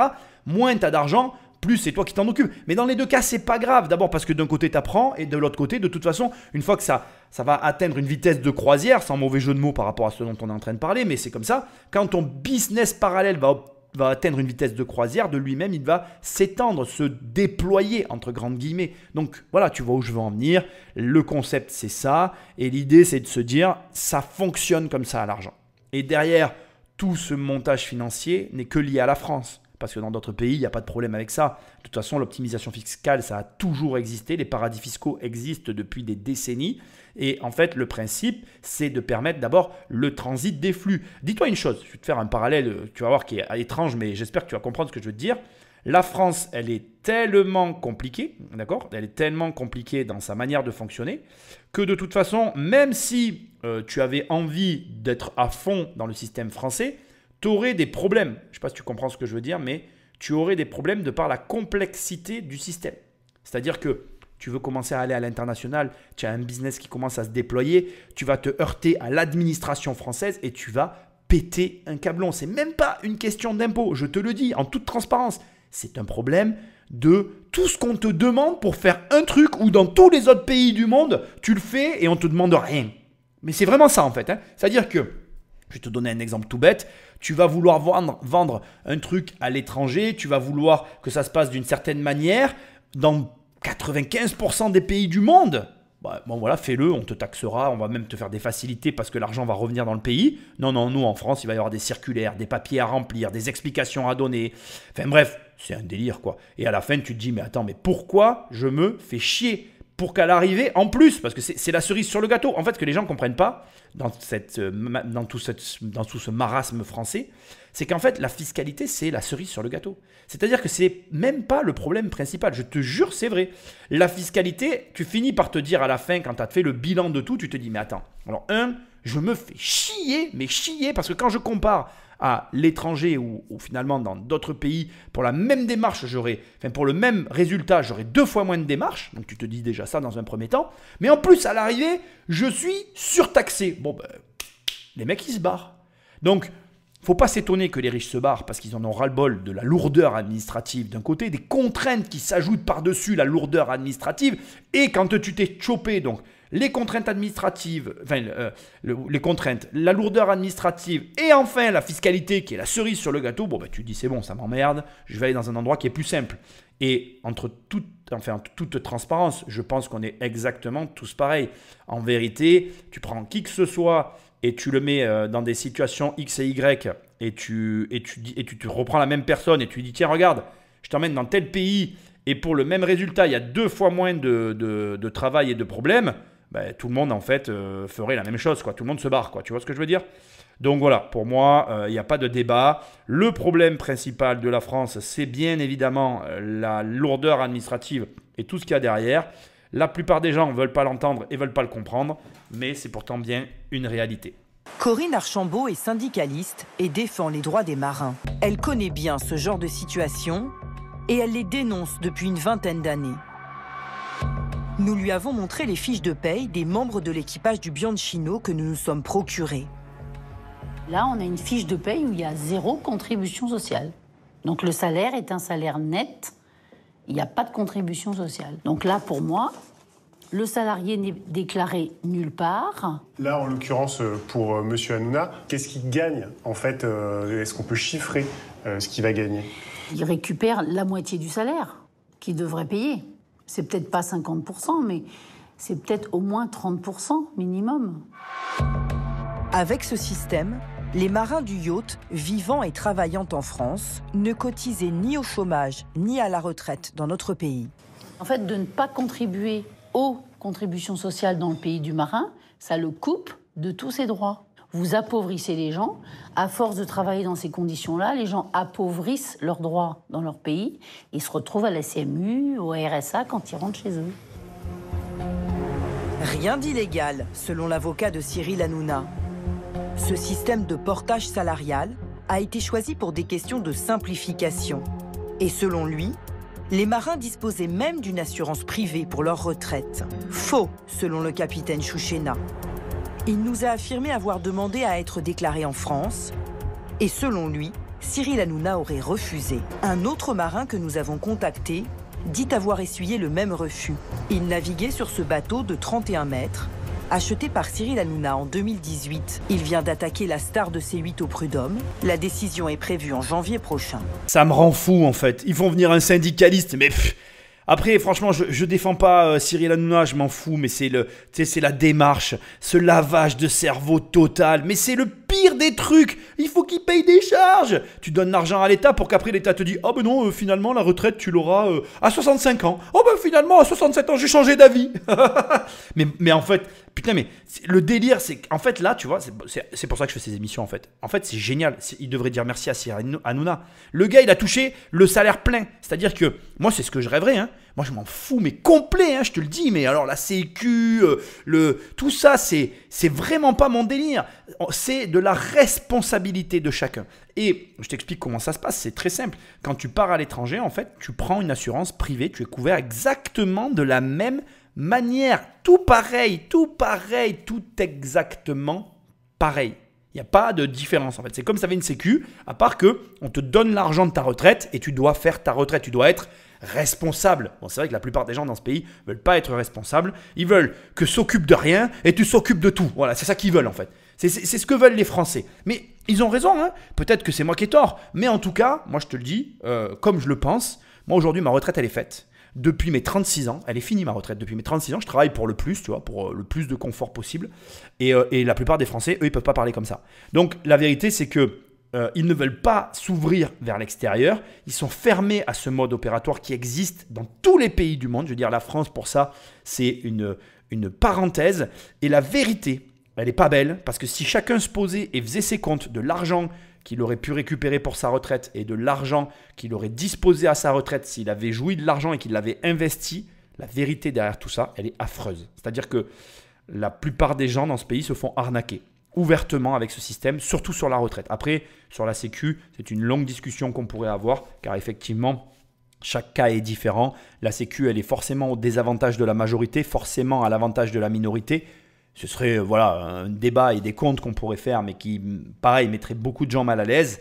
Mais moi, personnellement, je trouve rien de choquant dans tout ça. D'autant qu'ils mettent Cyril Hanouna au prud'homme. Mais en vérité, tout était déjà énoncé dans l'annonce. Je veux dire, demain, tu postules sur un emploi comme ça, tu connais les conditions. Et vouloir revenir derrière, en fait, pour moi, de ma vision des choses, c'est toi, salarié, qui n'est pas capable de tenir ni tes engagements, ni de suivre une consigne. C'est-à-dire, quand je te dis, voilà les conditions du travail, ça ne te convient pas, va ailleurs, il n'y a pas de souci. Quand tu es salarié, l'avantage que tu as, la liberté que tu as, elle se situe à quel niveau? Au niveau de ton choix de l'emploi. C'est-à-dire que tu peux prendre un emploi ou ne pas le prendre. Tu peux te barrer et aller ailleurs. Mais en France, on est tellement dans le « Ah oui, alors quand on t'emploie, on ne peut pas te licencier ». En fait, les gens, ils sont tellement bordés de tous les côtés qu'à la fin, c'est des gros bébés, quoi. Voilà. Donc, c'est un pays de gros bébés qui vont toujours à l'école et il faut toujours qu'on soit là. Ah, mon Dieu. Les mecs, je veux arrêter mon emploi. Ah, je veux une rupture conventionnelle. Oui, bien sûr, rupture conventionnelle. Mais tout ça, c'est quoi? Ça, c'est des gens irresponsables, qui ne gèrent pas leur argent, qui vivent au moins le mois. Et après, ces mecs-là qui vont critiquer les riches. C'est franchement de l'hypocrisie, en fait. Et là, on est vraiment, pour moi, dans la totale hypocrisie. Alors oui, ce que je suis en train de te dire, il y en a qui vont être choqués. Ah, mais comment tu fais pour parler comme ça? Tu es un libéraliste. Oui, je suis tout ce que tu veux. Moi, je suis responsable. Moi, je ne viens pas pleurer quand il m'arrive quelque chose. C'est tout. Donc après, je ne vais pas être polémiqué. Je suis écœuré de tout ce mécanisme. Parce que d'un côté, c'est vraiment d'opposer les gens sur des situations sur lesquelles il n'y a pas d'opposition, c'est des choix. Tu n'as pas envie ou tu ne veux pas que, ce système existe. Très bien, il n'existe pas en France, c'est le cas. Maintenant, il existe dans tous les autres pays du monde et les mecs, ils ne meurent pas pour autant. Et ils vivent tous les jours dans ce système-là. Donc, tu ne peux pas nier que ça fonctionne. Maintenant, ça ne t'intéresse pas, tu trouves un emploi français et puis l'affaire, elle est réglée. Ça te convient comme à moi. Moi, je suis complètement pour ce genre de choses. Moi, je ne veux pas participer à ce truc-là. Pas de problème. En quoi ça dérange les gens? Ça s'appelle la liberté. Si vraiment ce pays était ouvert d'esprit, eh bien, il dirait, les gens qui ne veulent pas cotiser à la Sécu, ne cotisez pas. On ne cotise pas, c'est tout. Vous nous libérez et puis il n'y aura plus de problème. Le vrai problème derrière tout ça, la vraie dérangement qui me fait mourir de rire, c'est qu'en définitive, ceux qui cotisent voudraient surtout pas que ceux qui cotisent pas s'en sortent mieux qu'eux. Alors là, ça les rendrait malades. Malades. Mais ça s'appelle de la jalousie mal placée. Moi, personnellement, mon voisin qui est salarié, qui est très heureux dans sa vie et qui est épanoui, je suis heureux pour lui. Et il ne fait pas la même chose que moi, je ne fais pas la même chose que lui, et c'est parfait. Chacun choisit sa vie dans la mesure où le choix de l'autre n'implique pas que toi, tu as un autre choix à faire que celui qui te plaît à toi. Quel est le problème? Il n'y en a pas.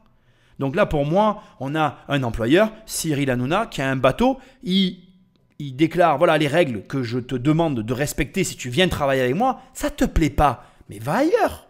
Bonne chance par contre, hein, parce que dans le monde du bateau et de l'aviation, en France, ça se passe toujours comme ça, ce qui est tout à fait normal. La honte pour moi, mais c'est la honte pour moi, je veux dire, et c'est ce que je n'arrive pas à comprendre, c'est pourquoi la France Ne mets pas en place des systèmes pour essayer de permettre justement dans ces cas particuliers, qui sont des petits cas, de quand même conserver quelque chose. C'est-à-dire, bon, ben on exonère, puisque de toute façon ce que veulent les personnes qui ont ce type d'embarcation, qu'elles flottent ou qu'elles volent, étant donné que de toute façon, ils ne veulent pas payer de charges, ben mets en place un système pour réduire les charges, mais capter un petit peu de valeur là-dessus, plutôt que de faire partir l'argent comme ça. C'est débile. Au lieu de nous amener une syndicaliste qui nous dit « mais ils devraient cotiser », mais de toute façon, ils ne cotiseront pas. Et même si tu les obligeais, ben, c'est ce qu'ils feront. Soit ils se barreront à la fin, soit carrément, ils n'en achèteront plus.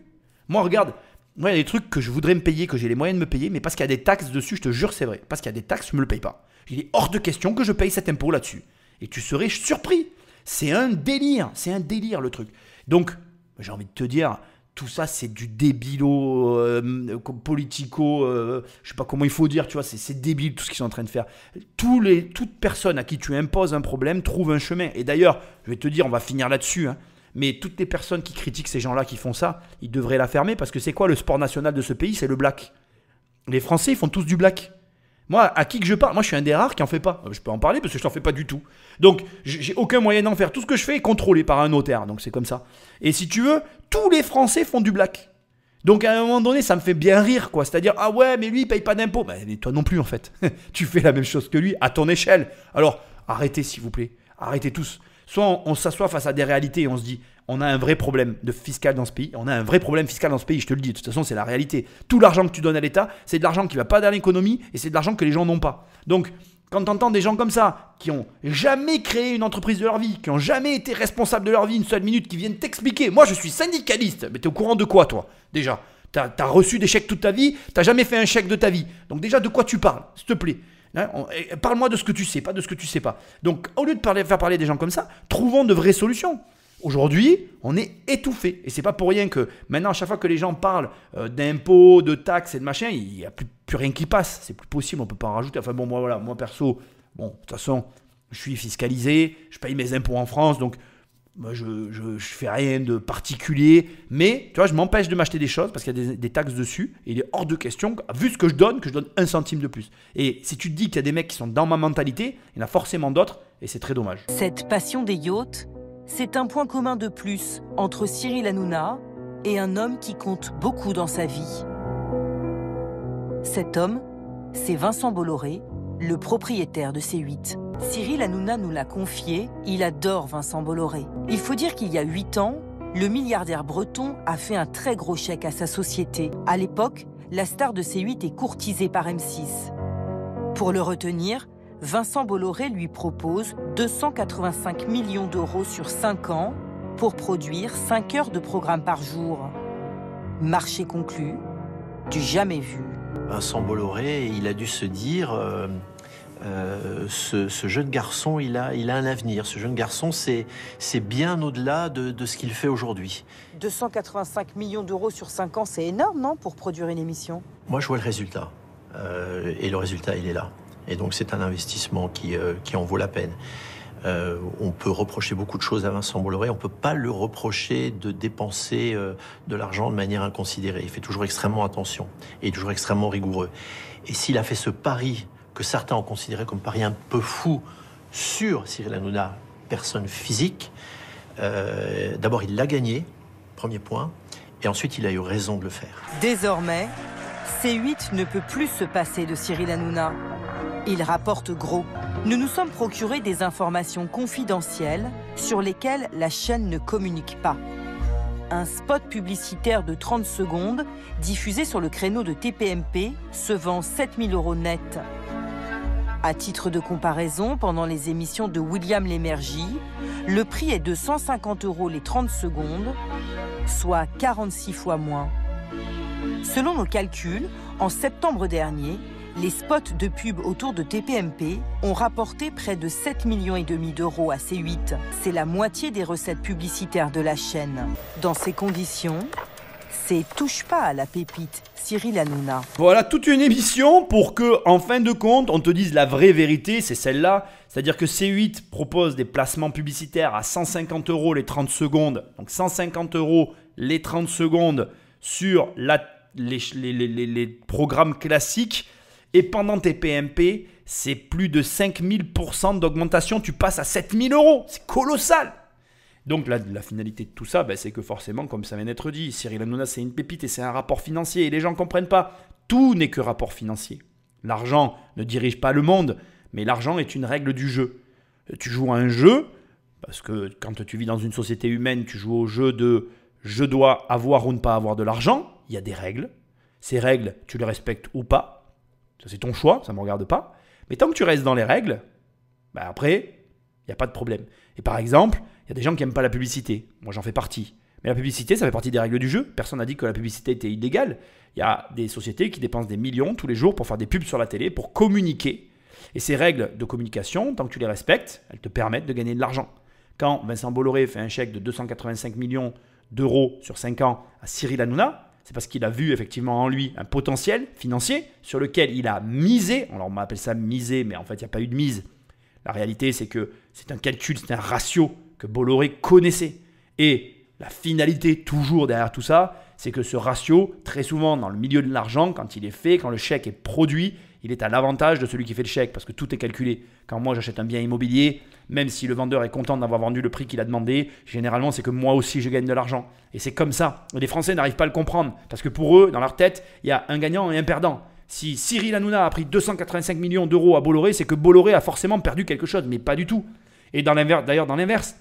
Mais le truc qu'il y a ici, ce que tu dois comprendre, c'est que dans les deux cas, chacun des partis y trouve son compte. Celui qui reçoit les 285 millions d'euros sur 5 ans, il gagne de l'argent et de la notoriété. Et Vincent Bolloré, lui, il peut facturer 7 000 euros ces 30 secondes sur les plages horaires où Cyril Hanouna fait son émission.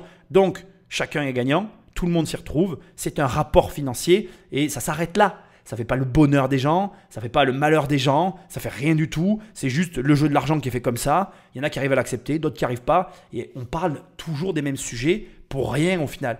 Toute une émission pour arriver à ça, franchement, je vais te dire, c'est ridicule. C'est ridicule, tu le savais en fait. On le sait tous. Et comme je l'ai dit à un moment donné dans l'émission, si ça te plaît pas, arrête de regarder, fais comme moi, je regarde jamais en fait. Qu'est-ce que je fais là? Qu'est-ce que je suis en train de faire? Je capte de l'audience. Les mecs qui vont chercher des commentaires, des réflexions sur Cyril Hanouna, ils vont me découvrir. Et en me découvrant, moi je capte aussi un peu de valeur. C'est chacun, on fonctionne comme ça. On est d'accord, on n'est pas d'accord. On pourrait en parler des heures. Mais c'est la vie, c'est comme ça. Et je fais rien d'illégal. Cyril Hanouna ne fait rien d'illégal, Vincent Bolloré ne fait rien d'illégal, même pas dans les montages financiers, puisqu'il y a des études de droit pour permettre à des avocats de faire de l'optimisation fiscale. C'est le monde dans lequel tu vis. Ça te plaît pas? Je te le redis, va dans le Larzac, tu vas élever des chèvres, tu te prends une baraque sans électricité que tu construis avec des pierres sèches, tu la déclares pas sur le cadastre, tu ne seras pas vraiment dans l'illégalité. Et si un jour les impôts viennent te chercher, de toute façon tu diras, regardez, j'ai que mes brebis et mon fromage, je peux te payer en fromage. Tu prends le fromage? Non. Bon voilà, on en restera là, merci, salut. Et c'est tout. Je veux dire, faut arrêter. Moi, ça me fait rire. Les gens, ils vivent dans la société moderne et puis ils critiquent l'argent. Vas-y, mais casse-toi, va dans une grotte et puis c'est terminé. Et du courage. C'est exactement un petit peu ce qu'on pourrait reprocher, moi je pense, à toutes ces critiques et aussi ce qu'on pourrait reprocher à Complément d'enquête. Ils viennent enquêter sur Cyril Hanouna. Alors certes, il y a le côté vulgaire que j'ai découvert moi dans l'émission qui est décevant. Il y a le côté qui a été rapidement abordé, je trouve. Je t'invite à regarder l'émission parce que tu as vu, je l'ai coupé, recoupé, il manque les 3/4 des trucs. Donc regarde l'émission si tu as envie de la voir. Il y a le côté, je fréquente un peu des personnes du milieu qui, là aussi, de mon point de vue, est un peu dérangeant. Bien évidemment, voilà, on va dire qu'il y a des trucs qui sont un peu dérangeants. Mais est-ce que, vraiment, vraisemblablement, il a fait des choses illégales? Est-ce que, dans ce complément d'enquête, Cyril Hanouna, avec ses potes autour de la table, là, ils sont à l'intérieur un cadavre quelque part? Non. Pour moi, il n'y a rien de ce goût-là. Le seul élément intéressant, c'est la dernière partie. Et c'est là où moi, je suis assez déçu du complément d'enquête. Jusque-là, il n'y a rien. La dernière partie, ils ont fait venir Booba. Je te le dis de suite, je vais faire une autre émission rien que sur ce sujet-là. Et c'est là où le bas blesse, c'est que Cyril Hanouna est impliqué dans l'affaire Magali Berda avec les influenceurs, les influx-voleurs qu'a dénoncé Booba. Et là, il y a des victimes. Là, effectivement, il y avait un sujet. Mais toute l'émission ne tourne autour de rien qui nous intéresse. Bon, voilà, le mec est un petit peu exigeant. Aucune surprise. Moi, je côtoie... non, c'est pas vrai, je côtoie pas. Mais par l'intermédiaire de personnes, j'ai accès à quelques personnalités... voilà. Bref, j'ai rencontré un jour quelqu'un qui a travaillé avec des personnes qui gagnaient énormément d'argent, des milliardaires. Et de ce que j'ai cru comprendre, ils sont tous un petit peu comme ça, c'est-à-dire ils sont tous exigeants, ils ont tous leur délire, etc. Donc rien de surprenant que dans les milieux de l'argent, il y ait ce niveau d'exigence. On le sait tous, il n'y a rien de nouveau sous le soleil. Et dans toute l'émission qu'on vient d'entendre, moi j'étais assez déçu de finalement ce qu'on nous, entre guillemets, révélé. Il n'y a pas eu de révélation hallucinante, j'ai trouvé, dans cette émission. Dernier point avant de conclure, parce que ça j'ai trouvé ça drôle, je veux quand même le préciser, donc écoute ça. Ils font un complément d'enquête sur un... Récemment, Cyril Hanouna a désigné une autre cible, notre magazine. Vous avez annoncé une nouvelle émission, Enquête de complément, qui sera pilotée par Jacques Cardoz. Alors, c'est quoi? C'est ironique ce titre? C'est une boutade? Non, c'est vrai. On est en train de le préparer. On va faire enquête de complément. Donc vous allez demander à des journalistes d'enquêter sur les journalistes de complément d'enquête? Exactement. Voilà. Et comment sur complément d'enquête. Donc on est en train de le faire. Et j'ai plein d'anciens de complément d'enquête qui m'ont déjà contacté sur les réseaux pour me dire... voilà, j'aimerais parler et j'aimerais témoigner. J'aimerais qu'on accueille notre Johnny Hallyday, Jacques Cardoz, pour le spectacle. Et cette émission, elle a été confiée à Jacques Cardoz, l'ancien présentateur de Complément d'enquête. Ces dernières semaines, il a contacté plusieurs personnes à France Télévisions. Et dans des échanges que nous avons pu consulter, notre ancien collègue garantit un anonymat total à ses témoins. Pour les protéger, pas de cagoule de policier cette fois, mais une voix trafiquée et une perruque sur la tête. Mais moi, il me fait rire. C'est le seul passage que j'ai trouvé drôle et amusant. Après tout, c'est vrai, il a raison quand il dit « nous aussi, on va prendre des anciens, on va voir ce qu'ils ont à dire sur vous. » Et en même temps, tu le sais très bien, ceux qui sont partis sont pas partis pour rien. Tu sais très bien que quand tu fais des choses, tous ceux qui font des choses, il y a des gens mécontents. Tous ceux qui proposent quelque chose. Moi, j'ai eu des locataires, je me suis brouillé avec un pote, j'ai pas honte de le dire. Moi, j'ai fait une erreur à mes débuts dans l'investissement locatif. J'ai loué un appartement à un ami. Ça s'est fini comment? Ça s'est mal fini. Et il pourrait venir et dire « Ah ben moi, j'ai été locataire chez Nicolas, et ben nanani et nanana. » Mais bien sûr, mais il y a que ceux qui font rien qui se plantent pas. Et je l'assume complètement. J'ai des clients qui sont pas contents de mes services. Et c'est normal, il n'y a pas de problème. Qu'est-ce que tu crois? On ne peut pas faire que des gens heureux. Plus tu vas toucher de monde, plus tu vas avoir une masse de gens mécontents. Il y a énormément de gens qui n'aiment pas tes PMP et j'en fais partie et je l'assume. Et en même temps, tu vois, je sais le reconnaître, j'adhère pas au personnage Cyril Hanouna, mais là, il m'a régalé. Je trouve ça génial. C'est le seul passage qui m'a fait rire et que j'ai trouvé intéressant. Je trouvais ça bien drôle et je trouve honnêtement que Complément d'enquête a eu du courage de le mettre dans son reportage. Ils auraient pu ne rien mettre en avant. Je trouvais très malin d'ailleurs de faire ça parce que comme ça, ils préparent leur audience quelque part à avoir du négatif sur leur propre mission et ça a dû leur mettre la pression dans cette émission. Je serais même pas surpris que certains éléments aient été retirés en essayant derrière de négocier en disant regarde, nous on n'a pas fait ça pour toi, etc. Essaye d'être sympa avec nous, tu vois. Et quelque part, si on découvre un jour qu'il y a des ententes derrière tout ça, ça ne me surprendra pas. Bon, au final, tu sais ce qui va se passer. Je ferai une émission sur enquête de complément. Qui enquêtera sur complément d'enquête? Parce que ça va être drôle, ça va être amusant. Bon, je m'attends aussi à ce que ça parle de rien au final, qu'on découvre rien. Mais enfin, peut-être que Cyril Hanouna sera moins sympa avec ses collègues, j'en sais rien, on verra. En tout cas, on va arrêter ici cette première partie d'émission. Sache que les deux émissions sont complètement différentes, elles vont être abordées de deux manières différentes. Celle-ci, c'est donc, pour moi, ça s'arrête là, Cyril Hanouna. Il n'y a rien d'autre à ajouter. Et je prends l'interview de Booba, qui est la fin de Complément d'enquête, que je vais aussi énormément couper. Je vais m'intéresser qu'à certains passages. Je t'invite vraiment à regarder Complément d'enquête. Moi, j'ai passé un bon moment. Voilà, je l'ai regardé comme un divertissement, comme TPMP. D'ailleurs, je n'ai jamais considéré ça comme... D'ailleurs, je vais dire un truc. Je considère que les journalistes ont le même profil que les hommes politiques.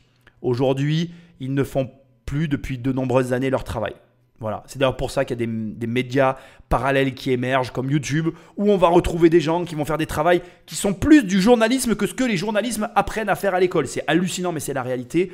Et pour moi, voilà, c'est vraiment la situation dans laquelle on se trouve. Maintenant, pour moi, la télé, c'est du divertissement. C'est comme quand je regarde, je sais pas moi, un film, tu vois, je me divertis, je m'attends à rien. Et si c'est bien, ben, tant mieux. J'ai passé un bon moment en regardant ce complément d'enquête. Il a été énormément coupé. Je t'invite à aller le voir vraiment. Donc c'est France 2 qui fait cette émission. Tu peux le retrouver sur tous les replays. C'est un complément d'enquête du 26/01/2023. Ah non, si je te dis des bêtises. C'est une émission qui est sortie en 2023, mais en décembre ou novembre. Fin novembre, début décembre, si tu cherches vraiment dans ces eaux-là. Et il y a beaucoup de passages d'émissions qui datent de janvier 2023, etc. Enfin bon, bref. Voilà. Je te laisse faire des recherches, je te laisse me laisser des étoiles et un commentaire là où tu écoutes cette émission. Tu peux aller sur immobiliercompagnie.com, il y a des formations, des coachings, des livres, tu cliques et tu reçois tout dans ta boîte aux lettres pour les livres, dans ta boîte email pour les accès aux formations, et on se voit sur, comment dirais-je, Internet pour les coachings. Et je te remercie d'être présent. Je te dis à très bientôt dans une prochaine émission.